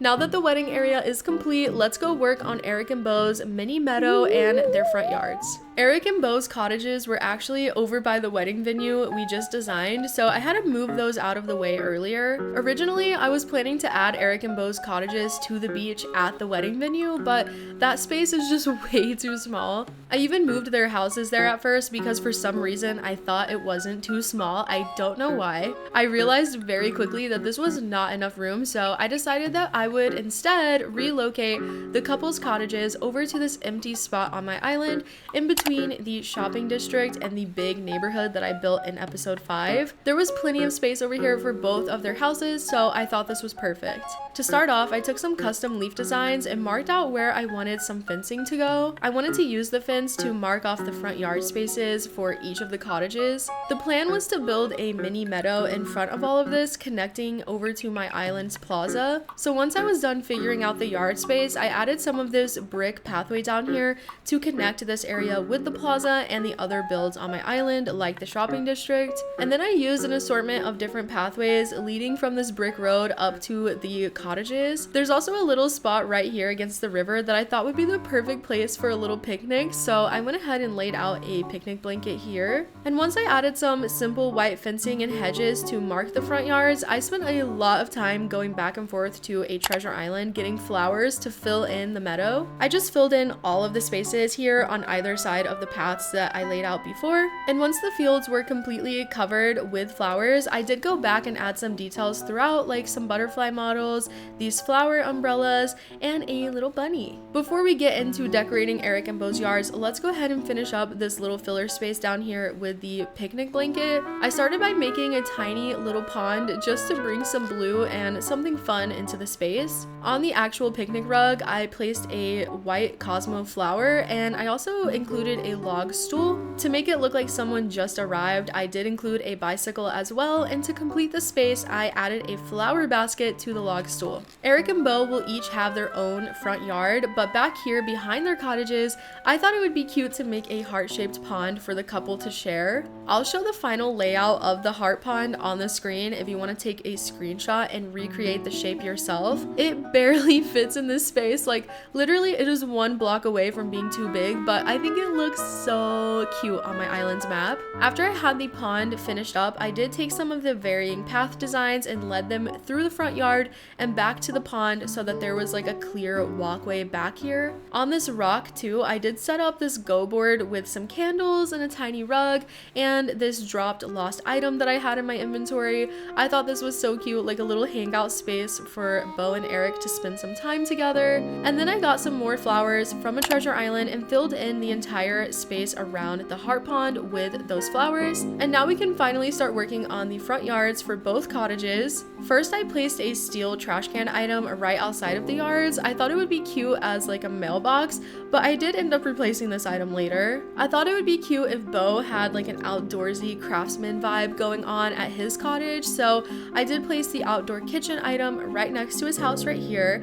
And then I started putting down some more pathways in his yard to make it look better. On on this circular stone pathway, I included a crafting bench with a leaf stool. I also placed a plant in front of his window here to add some greenery and a little height. I thought this bonsai shelf would look super good here too, so I included that and a green leaf pile as well. I put this stool over by the outdoor kitchen to give Bo a place to sit while he's cooking, and I decided to replace the leaf stool by the workbench with this green plastic chair instead. Okay, now for Bo's yard. I wanted his vibe to be similar, but like in a different font, if that makes sense. I started, of course, with adding some custom designs to the ground, and then I placed this big table that I customized with a cute pattern. I used a variety of different chairs to pair with the table. I do this all the time, y'all. It just looks so fun and charming. On top of the table, I placed some of these Turkey Day table settings because they're just so green and so cute. Honestly, I wish I had those dishes in real life. I also included some pie because the colors match really well, and I've just put a lot of pie all around on this island. Whenever I post Lumi to the Dream Suite, someone needs to visit and just count all of the pies and pie slices that I've placed everywhere. I don't know why I keep doing it. I think they're just so cute. I finished off Eric's yard with some more natural items like a round topiary, this hay bed, a tulip surprise box, and a garden wagon. At this point, Eric decided to come out of his house and wander around, and also Fauna showed up. They looked so cute. I wish that Bo would have joined them, but it was still so adorable. As one final touch for today's decorating, I placed these 2 lawn chairs overlooking the water back here. I just thought it would be so stinking cute and romantic, okay? And with that, everything was done. Now it's time for the final tour of everything we've decorated in today's Valentine's special. Starting with the wedding venue here, we can come up this way and see the wedding aisle entrance and walk through the entire ceremony. And up here is the altar with the music stand and all the cute flowers. I just love the way that the archway is framed by the topiaries and the trees and these little like flower stands. And again, I just love the way that the wild log benches look for the pews. They just look so outdoorsy and just, I don't know, I love it. Now let's head down into the reception area on the beach. We've got our cake cutting table here. So adorable. Honestly, the cake looks really freaking good too. Like, I would definitely want a slice. There's also the dining space here with the tables and chairs all set up, and this tree is not grown all the way, but it's fine. The pier or the boat dock is also over here with some cute decorations. I really hope that Cap'n likes everything. And we can keep walking down the beach through this gazebo, and this leads over to the little romantic live music setup that I made. Just imagine KK Slider like performing at your wedding. That would be amazing. And yeah, that's the entire wedding venue. So now let's go over and tour Eric and Bo's cottages. To get to the cottages, you can just cross over this bridge here and then head to the right, and you'll see the mini meadows that we made in front of the cottages. They just look so lush and green. I love it. The little picnic area down here is also just so sweet, and I love how this looks too. Let's head up the pathway, and you can see that I replaced the steel trash can with the tiny library item for the mailbox, and it looks so much better. We've got Bo's craftsman outdoorsy style yard, and then we've got Eric's cutesy floral yard. I love the way that these look. I think that they complement each other so well, and the matching cottages is just so cute. Back behind the cottages, there's the heart-shaped pond and a bunch of cute little romantic hangout spots along the rocks back here, which honestly might be my favorite detail. And that is everything we were able to decorate in today's episode. And if you missed my warning last week, here it is again. There is only one more episode of Lumi Island after this. It won't be next week. I actually have a really fun video planned for next week, but the week after that will be the last Lumi Island episode. So be sure to subscribe if you don't want to miss that, and leave a like if you enjoyed today's video as well. Thank you again to all of these special guests who attended the wedding at the beginning of the episode. You can find all of their links and stuff in the description. And of course, thank you so much to all of our channel members. I super appreciate all of your extra support. And thank you all for watching another episode. I hope you have a very nice Valentine's Day. And again, don't forget that you are loved and you take up space, and that's okay, and you deserve so much. Alright, Animal Crossers, I will see you next time. Bye! Hey Animal Crossers, and welcome back to Lumi Island for the very last time. That's right, welcome to the very last episode of my meadowcore island design series. Today we have some last filler builds to take care of, and then I'll be uploading Lumi to the Dream Suite so that you can all visit the dream address, and then we will conclude the episode with a full final tour of Lumi Island. I am not crying, you are. It's not me, it's you. Those tears, they're coming from you. Anyways, if you like Animal Crossing videos, you're in luck because I post daily shorts and weekly videos, so be sure to subscribe and join your fellow Animal Crossers. Plus, I will be starting a brand new island design series in the very nearby future, so definitely subscribe if you don't want to miss out on that. Now let's dive into the final episode of Lumi Island.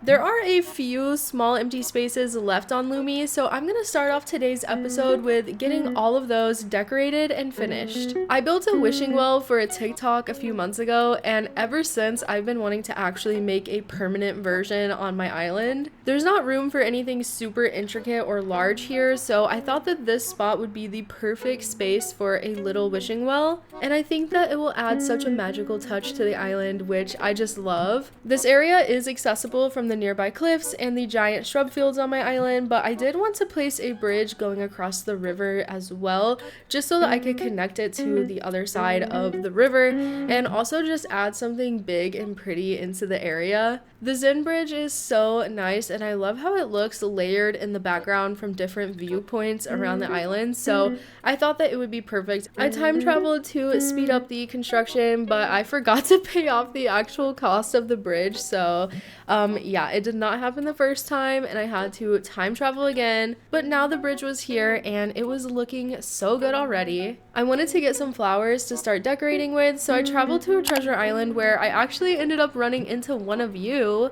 I love seeing y'all on the treasure islands. It's so fun. Please say hi if you see me. Shout out to Ham Banan for making my day. Back at our little wishing well area, I started by placing some of the flowers that I got on the treasure island and laying down some of my pathways. There is a rock in this area, which I decided to just leave since I think it added a nice natural feature. I also planted a tree, and once I felt like the entire area was framed pretty well, I added in my well, and to really make it feel like a wishing well, I dropped 100 bells on the ground next to it, which drops in the form of a coin, so yeah, it looks perfect. I finished up the space with other natural items like wheat fields, this butterfly model, a bucket, a green leaf pile, and a mushroom partition. The next empty space that needs decorating is right above the wishing well, up on this cliff that overlooks different areas of the island and the river. Originally, I planned on just covering the entire cliff with flowers, but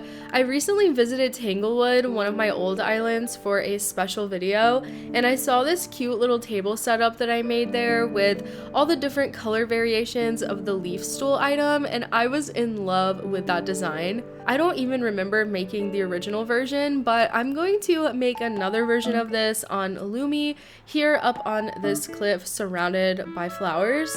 Instead of having the stools surround a table though, I decided to just place a peach pie on the ground and surrounded that with the leaf stools.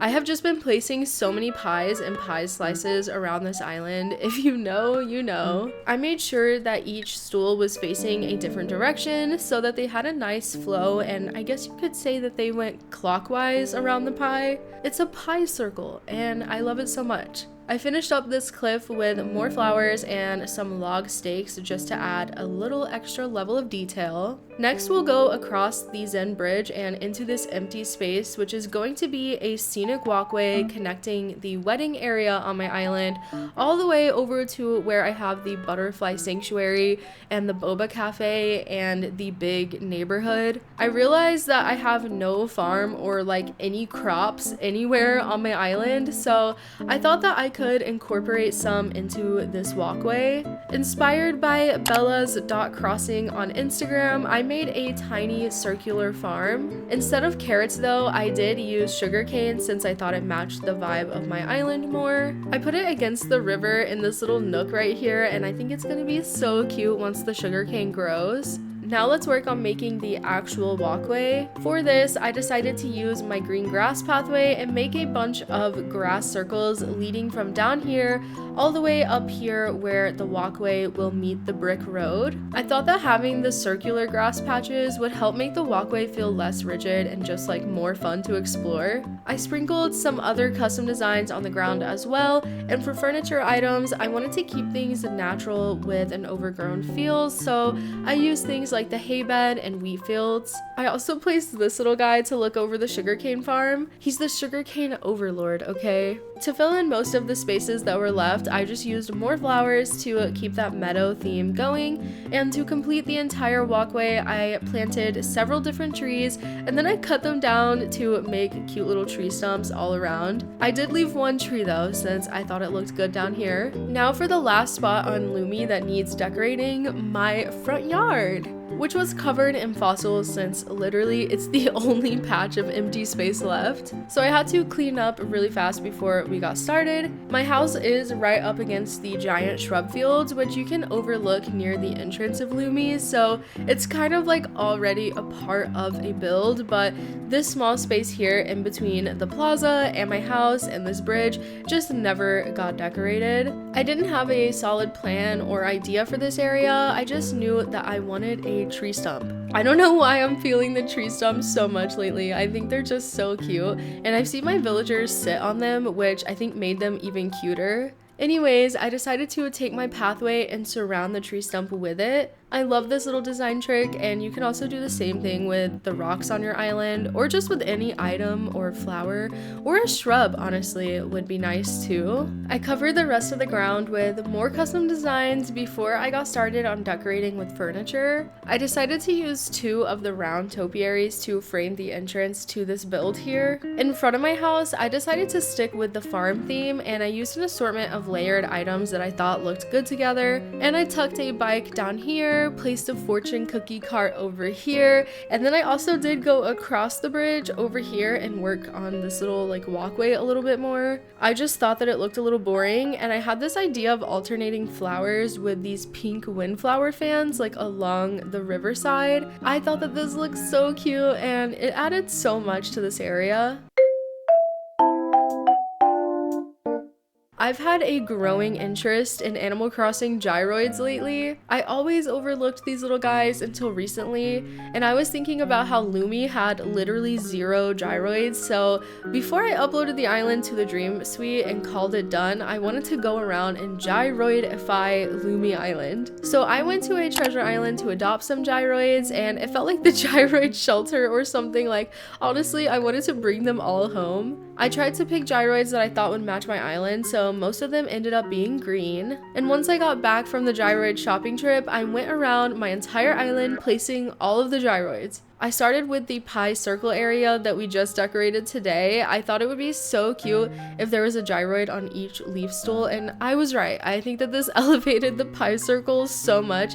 Now it's a gyroid pie circle. Next, I placed a brustoid over by the sugarcane circle, and then I decided to turn my wedding area into a gyroid wedding with 2 gyroids getting married at the altar. And then I put one over here at the live music spot. It's like she's a little musician. I kept going around my island and placing gyroids pretty much anywhere that I thought could use a little extra something. I feel like the gyroids and their little movements and sounds really bring all the different areas of my island to life, and I am so glad that I decided to do this. Over at the shopping district, I might have gone a little overboard. I wanted to make it look like the gyroids were all shopping, so I placed one at each shopping cart and also one over at the ABD. If you decide to visit Lumi's dream address, you'll now not only have to count all of the pies and pie slices, but also all of the different gyroids. Speaking of the Dream Suite, now that we've got all the last filler builds done and all the gyroids placed, Lumi Island is officially complete and ready to be saved forever in the dream world. Don't worry, I won't be deleting the save data yet. My next island is actually going to be on a different Switch, so I will be keeping Lumi Island for a little while longer. And here is the dream address for Lumi Island. I really hope that you'll visit. Seriously, like I said, this island is my most favorite special island ever, and I want to share it with everyone. So if you do end up visiting, definitely tag me in any photos that you share on social media, or if you want, you can send pictures in my Discord server. I would love to see them. I did leave gifts near the plaza for you, so don't forget to open all of those. Okay, Animal Crossers, before we say our final farewell to the Lumi Island design series, I wanted to give an official full island tour of Lumi. If you want to treat this like a guided tour, feel free to visit Lumi's dream address and follow along with the video. We're gonna start the tour, of course, with the island map. Here it is. We've got all the villagers on the left, and again, the dream address is at the bottom if you would like to visit. On this island, we've got Goldie, Daisy, Julian, Loli, Lyman, Cookie, Eric, Bo, Fauna, and Maple. I love all the villagers on this island. I am so glad that I was able to get all of my dreamies, even though we did have to change some dreamies along the way. Rest in peace, Dom, but it's okay. I am really happy with the villagers we have, and I feel like the map looks really pretty too, and I am overall pretty excited about having all of you come to this island. So we're gonna start the tour here at Lumi Island's entrance. I love how you just enter and there's immediately the incline. I think it looks so cool. We've got the topiaries and the fencing, and there's a little pond over on the right side, and just a bunch of pretty flowers and nature. I feel like this is the best entrance I could have done for Lumi. Like, I feel like the entrance does the island justice, if that makes sense. And I love how when you go up the incline, there's another incline directly in front of you that leads up to this really beautiful overlook with the large like shrub fields below. There's my house, which is like a pretty pink cottage. I just feel like this area is giving Studio Ghibli vibes, and I am obsessed. I think the white fencing really elevates the whole space. Like, without the fencing, it would not have the same vibes. I also just love the time of day. If you're wondering what time of day it is, it's September 12th at about, I think, like 7 a.m. So yeah, here it is up here on this cliff. There's like a big view of all kinds of things. I'm not going to spoil all the builds though, so we're going to head back down this way. And to start the tour, we're going to tour the right side of my island first, and then we'll come back and tour the left side. So over to the right, there is this little picnic area that is kind of hidden in these wheat fields.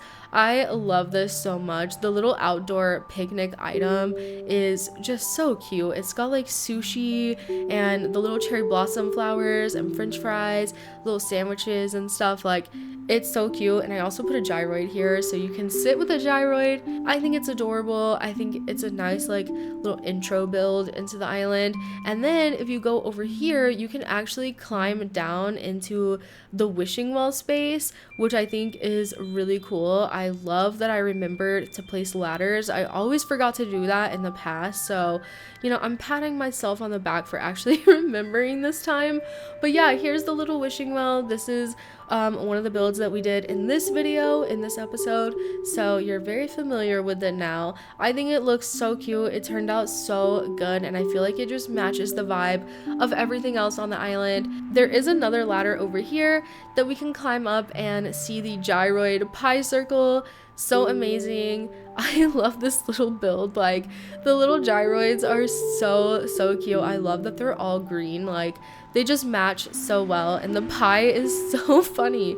The pie looks really good though. Like, I wish that I could take a bite out of that. And I just really like this whole cliff area because it overlooks the different parts of my island. Like, you can see across the river there. Oh, look at Lyman, he's so cute. And you can see some of the terraforming, and the Boba cafe is off in the distance as well. So yeah, it just looks really cute. We're gonna head back over here and say goodbye to the wishing well for now, and go back up this ladder and back over in this direction, and you can actually hop over this little part of the water, and there's just like some nice terraforming, more flowers. this little bench here. You can kind of overlook the river. I love how the Zen bridge looks back there. It looks so pretty. And then you can head down this incline. There's a nice little walkway here. You can sit down with the gyroid and overlook the river behind us. Again, the Zen bridge looks so good, and the Sugarcane Farm looks so cute as well. I am so happy with how those builds ended up looking. Look at the gyroid, he's like squiggling around. He's so cute. I love him so much. Oh my gosh. I need to name like all the gyroids on this island.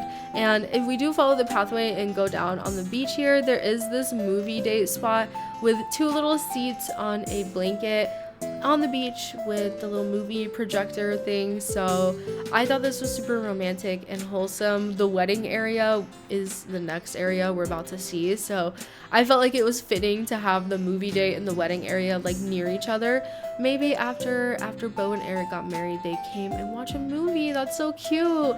There's also a bench over here too. I just thought that this was a cute spot to sit down, and I thought it would be cute to see villagers sitting there. Let's head over this bridge and into the wedding area, which I have converted from Bo and Eric's wedding into now a gyroid wedding with these 2 gyroids. It's so cute. Oh my gosh, stop. Look at the balloon. Look at the balloon. The timing is so good. The timing is so good. Oh my gosh, that's adorable. But yeah, this is our little outdoor wedding with the gyroids, and yeah, it's just really cute. I love the cherry blossom piles like going down the aisle, and all the custom designs look really nice. And look at the gyroids. Oh my gosh, look at them. Look at them, they're so cute. Like, you cannot tell me that this is not the cutest little gyroid wedding. Oh my gosh, the bubbles too. I did not know. I did not do that on purpose. Down this way, there is a reception area. So there's like the cake cutting table and like a dining area with a table and chairs and all the candles around to set the mood, all on the beach, which I think is so cute and so romantic. This looks so nice. I am so proud of the beach decorating that I did on this island. This is the pier. It's also decorated with the wedding theme, so there's the wedding welcome sign and some florals and the little squeakoid gyroid and a little like lookout telescope so you can look out into the ocean. Captain looks so cute. I wish that Captain was wearing like a wedding outfit. If he was wearing like a little tux or something, that would make this like a million times better. It would be so cute. There is a live music area on the beach as well next to the wedding area. I thought that this was fitting. I love the pink guitar. It has like little cherry blossom like details on it, which I did not notice until now. I don't know what I thought they were before, but so cute, so cute. We're gonna head this way and follow the path over in this direction. You can kind of see the butterfly marsh over here as well, which I think is so cute. But this does lead over to our little sugarcane farm with our little guy who's hanging out, the sugarcane overlord, and also the brustoid, which is so cute. I love how you can see like the wishing well and the little waterfall from here, and there's Maple crossing the bridge. How adorable. This walkway just leads over to that bridge, so you can go and check out the wishing well area, or you can keep walking up this way. Oh my gosh, look how cute this was with my villagers. Look how cute. Oh my gosh, Loli just sat on the tree stump up there. I'm dead. That's so cute. That is so— wait, what if how did I end up in the hay bed? How did I end up in the hay bed? Okay, if we keep walking up this way, this does finally meet the brick road, which this area is a little laggy. I'm just warning you. It's a little laggy, okay? There's a lot of items here. There's our Boba cafe, so cute. I love this. This is very similar to the bakery at the entrance of the island, which I don't think we went to yet. I think that's going to be in the second half of the tour, but yeah, this is a little Boba cafe with some of these cinema roll like cafe items from the Sanrio set, and it just looks really cute. I love the green and pink. It matches my character so well, and it's a really cute build. And I just love Boba. Who doesn't love Boba? Like, it's so good. And directly across from that is the butterfly sanctuary. So there's a little feeding area for the butterflies, and then there's like a medical like treatment center for the butterflies as well. So you can see that this is the museum tent that I've actually turned into the butterfly sanctuary. And then there's our peninsula down here with a little greenhouse. And then you can come down the beach this way. This does connect back to the wedding area, but if you go over here, this is the butterfly marsh, or like the natural habitat for all the butterflies that are at the sanctuary. I love this space so much. It is so cute. And there is a little research station for the butterfly sanctuary as well on the beach here. And I'm so proud of this build. I feel like this build is like the underrated build of Lumi Island. Like, this area deserves more attention, please. More attention, please, on the butterfly sanctuary. I feel like this was so well thought out. If you watch the episode where I built this, like, I was literally researching what a butterfly sanctuary needed. So yeah, I'm really proud of this build. It's huge. It takes up so much space on my island, and there's so much going on, but it was so worth it. I actually think it's one of my favorite builds I've ever done. If we head back out of this and up in this direction, we can go into my 5 villager neighborhood. In front of the neighborhood are these like large fields of just flowers. I also have like some mushroom partitions and the little bunny day topiaries to make the areas like look a little bit more structured and like landscaped, but it's like just a nice little entrance for the neighborhood. And then we can pass through the Torii Gate. We have 5 villagers who live here, including Fauna. This is her yard. She's my favorite villager ever. I love how her yard turned out as well. And then directly across from her is Loli. This is her yard. So cute. I feel like Loli's yard just matches her personality so well. Up this way to the left, we have Daisy's yard. I tried to use like yellow and white little flowers to really match, and I think it looks so good. This might be my favorite yard in the entire neighborhood here. I don't know, Fauna's is really cute too, but I really like this one. I really like the little bag on the ground. I think it's adorable. Over to the right, this way is Maple's house. She has a beekeeping themed yard, so there's lots of honeybees like flying around, and I think it looks adorable. And then for the last house at the very back here is Lyman, and this is his yard. Very simple with just a bunch of green items. I think it looks super cozy. I love all the balloons. They're kind of random, but I think they match Lyman's vibe. Over this way, there is like a little private park for all of the neighborhood residents. It just has like a nice seating area, and then we can go back this way and there's more seating areas like along the water here. There is a little like bird nesting area here too, which I think looks so good on the rock. And then there's another just like public area for all the people in the neighborhood. They can just like hang out here, and this leads into their beach area, which is so overgrown with weeds, but I think it looks so cute.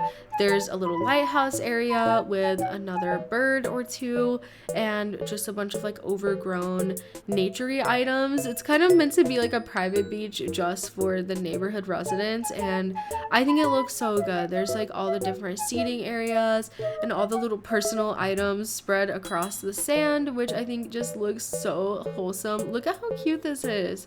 I love the lighthouse in the background. There's more seating areas down this way too. This one, I love how there's the puzzle and the shoes and the boba, of course, because there is a boba cafe nearby. So yeah, and there's also the portable potties in the background, which I think is so perfect. Down this way, there is another rock, which is pretty simply decorated, just with this little like hot bathtub item. I don't know, it kind of looks like a hot tub, but yeah.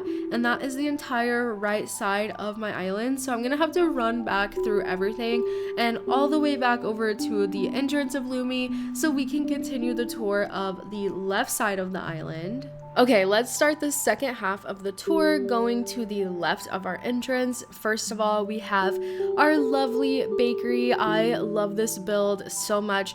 Shout out to the creator on Pinterest who made all the design codes and like the original building design. I made a TikTok of this build and it got 2 million views, so I always feel really proud of this build. This is like the most popular build from Lumi Island. I just love this island. Down this way is like a miniature park area.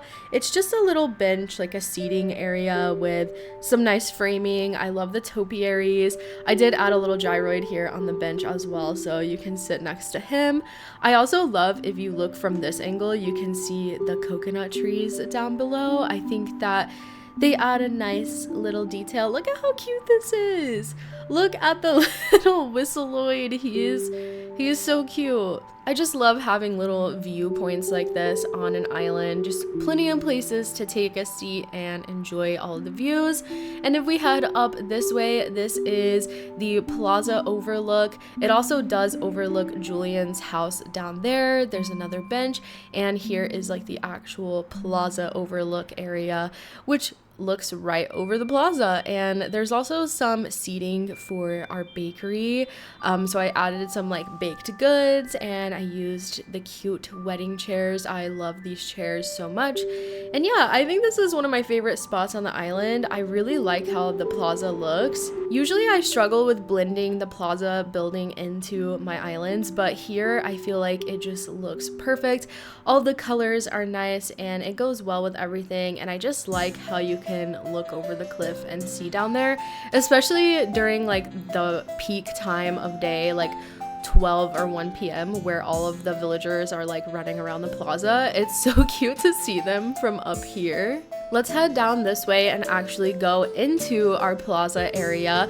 I've got it surrounded by some nice pathing, and of course I have some benches around, these wedding benches with the topiaries just to frame the front of it. You can't really see too much because of the cliffs, but we do have a flower truck on the left side, which I am so happy about this build. It is so cute. It's just such a tiny little just cute idea. I love the custom design for the flower truck. I will put that up on the screen if I remember. Also, by the way, on my Pinterest I do have a board with all of the design codes for this island, as well as just random other designs that I considered for this island, so like they match the same vibe. If you're interested, that is linked down below in the description. But yeah, this is the cute little flower truck of the island. This is one of the first builds that I did, so yeah, it's like honestly giving nostalgia now. I don't know how, like I literally started building this island 3 months ago. How is it nostalgic? Anyways, let's go over this way and check out Goldie and Cookie's orchard area.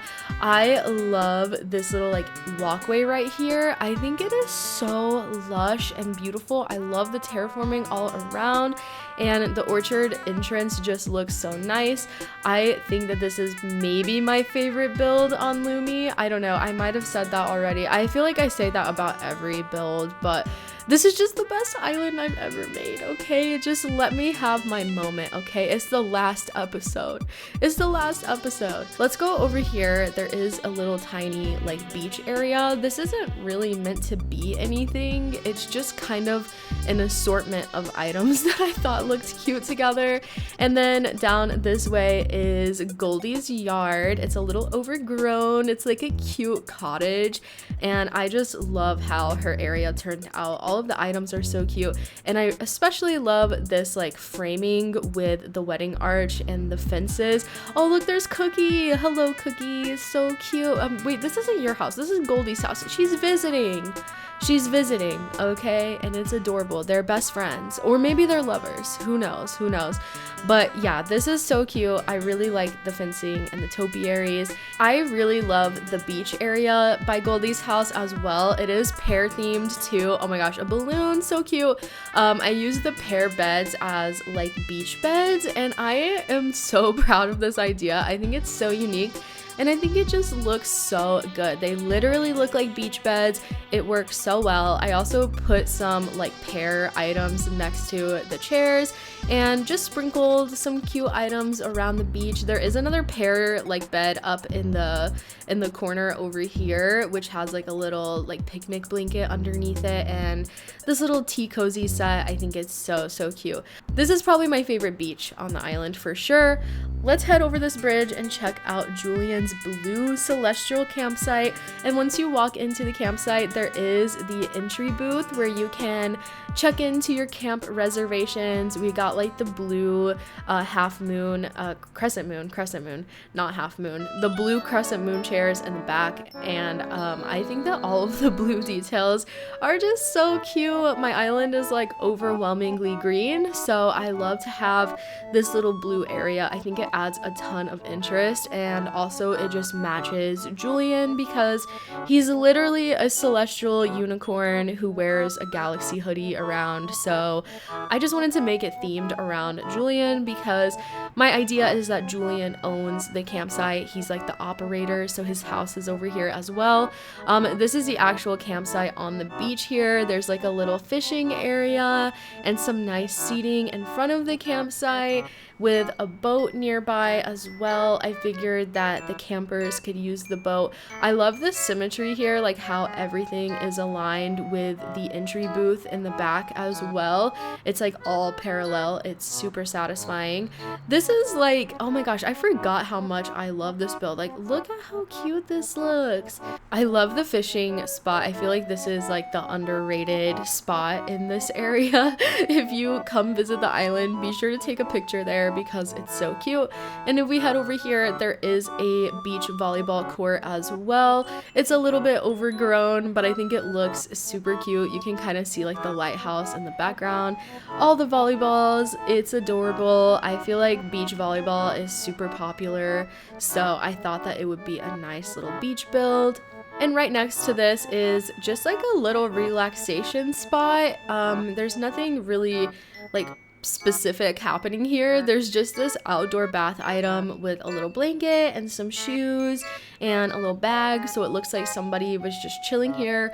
I don't know, I just thought it looked really cozy and relaxing, and I thought it would be a nice little spot for all the campers, like a little cozy hideaway over in the corner. Now we can head up the incline back here and go see Julian's yard. So there is the lighthouse up here, of course, and there's also a stargazing spot with a telescope, and this is Julian's house, which I think looks so cute up here. You can kind of see like the bridge and terraforming in the back, and yeah, I think it matches so well. There's also the plaza overlook right above us, which adds like a nice like layered effect here. I love this. This is so cute. This is so cute. Like his house, everything matches so well, and yeah, I'm just really proud of this area. Okay, let's head back in this direction and actually go through the orchard here. So it is pears, and then it turns into peaches, and then we are here at Cookie's yard, which is pink and peach themed. It is so cute. I love the orchard. I know I kind of ran through the orchard really fast, but here's another kind of view of how it looks. I love how it has like a gradient effect, how it starts with the pink and then descends into the green pears. It just looks so good. I am so proud of this build idea as well. I'm just so proud of this island. Can you tell? Can you tell? Again, let me have my moment. It's the last episode. I get to brag today, okay? Anyways, Cookie's house is adorable. We've got like a giant peach farm. There's lots of pink items everywhere. I tried to use like unique items that you maybe don't see very often, and I'm really happy with how this looked. And then there is like a pink beach area that matches as well with the tulips, some shells to sit on, this little bell item, and this seating area over here with, again, just like a random assortment of items that I thought looked cute together. I just love having seating areas, okay? They are so underrated. Like, I tried to put as many seats around my island because the villagers always sit there, and you know, the villagers in New Horizons horizons can't do much, but they can take a seat. So I try to give them plenty of things to do, plenty of chairs to sit on. Back this way is the Cherry Blossom Meadows, which is just a field of the pink hyacinth and pink lilies. And again, there is a long stretch of beach here, but it's just decorated with a lot of flowers just to match the Cherry Blossom Meadow. And I decorated this rock similar to the rock that we saw earlier with the little like bird nesting area. I just thought it was so cute. It's like an easy way to decorate your beach, but it looks so good. And now we're gonna head back this way and we're gonna go in this direction.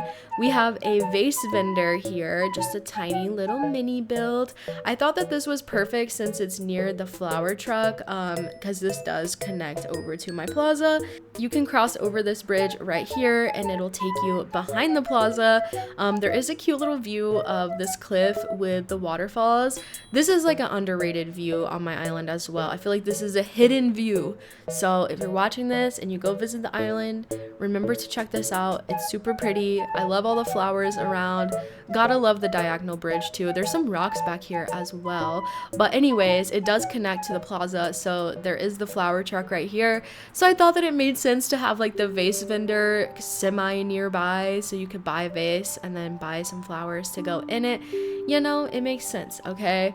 Up this way leads over to the shopping center of the island, which I love this build so much. Just check out this view. It's like a sunken shopping district, so the shops are like down below, and I just love the way that this looks.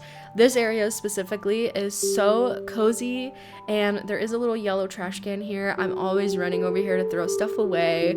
It's just kind of practical. It's practical but cozy and cute. We got the baby tree and all of the flowers. I love it so much. I love this. Oh my gosh, look at Daisy May. Daisy May, do you like it? I hope that you do. But yeah, this is one of my favorite views on the island. I think it looks so satisfying. We got like the inclines on either side. It's like very symmetrical but also asymmetrical at the same time. The street lamp with like the little white bows is really cute too.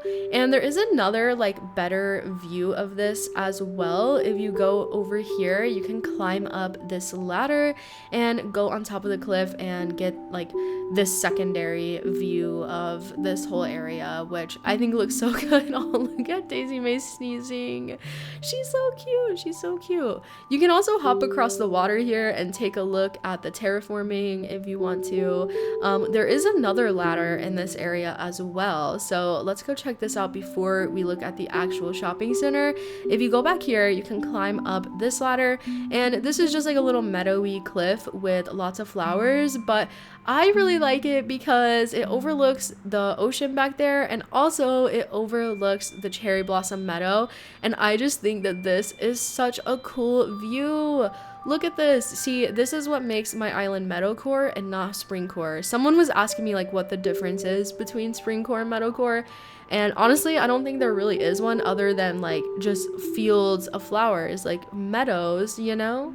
Let's crawl back down here and let's go see the actual shopping center. We're gonna go down right here to the Able Sisters. We've got some cute dresses and a little balloon cart, and then we've got some shopping carts with the gyroids pushing them around. So cute. They're kind of just scattered around here so it looks like it's in action. And we have the Nook's Cranny here as well. We've got an ABD, which you can't even access because this gyroid's using it. You gotta wait in line, okay? You gotta wait in line. And yeah, I really like the way that this looks. It is a little bit crowded. I wish that this was slightly bigger so that I could have a little bit more items in detail here, but I think it works. I think it works. The pathway looks really cute. And I think my favorite part is probably the gyroids pushing the shopping carts. I think it's so cute. And you can hop across back here and get to Red's Secret Beach.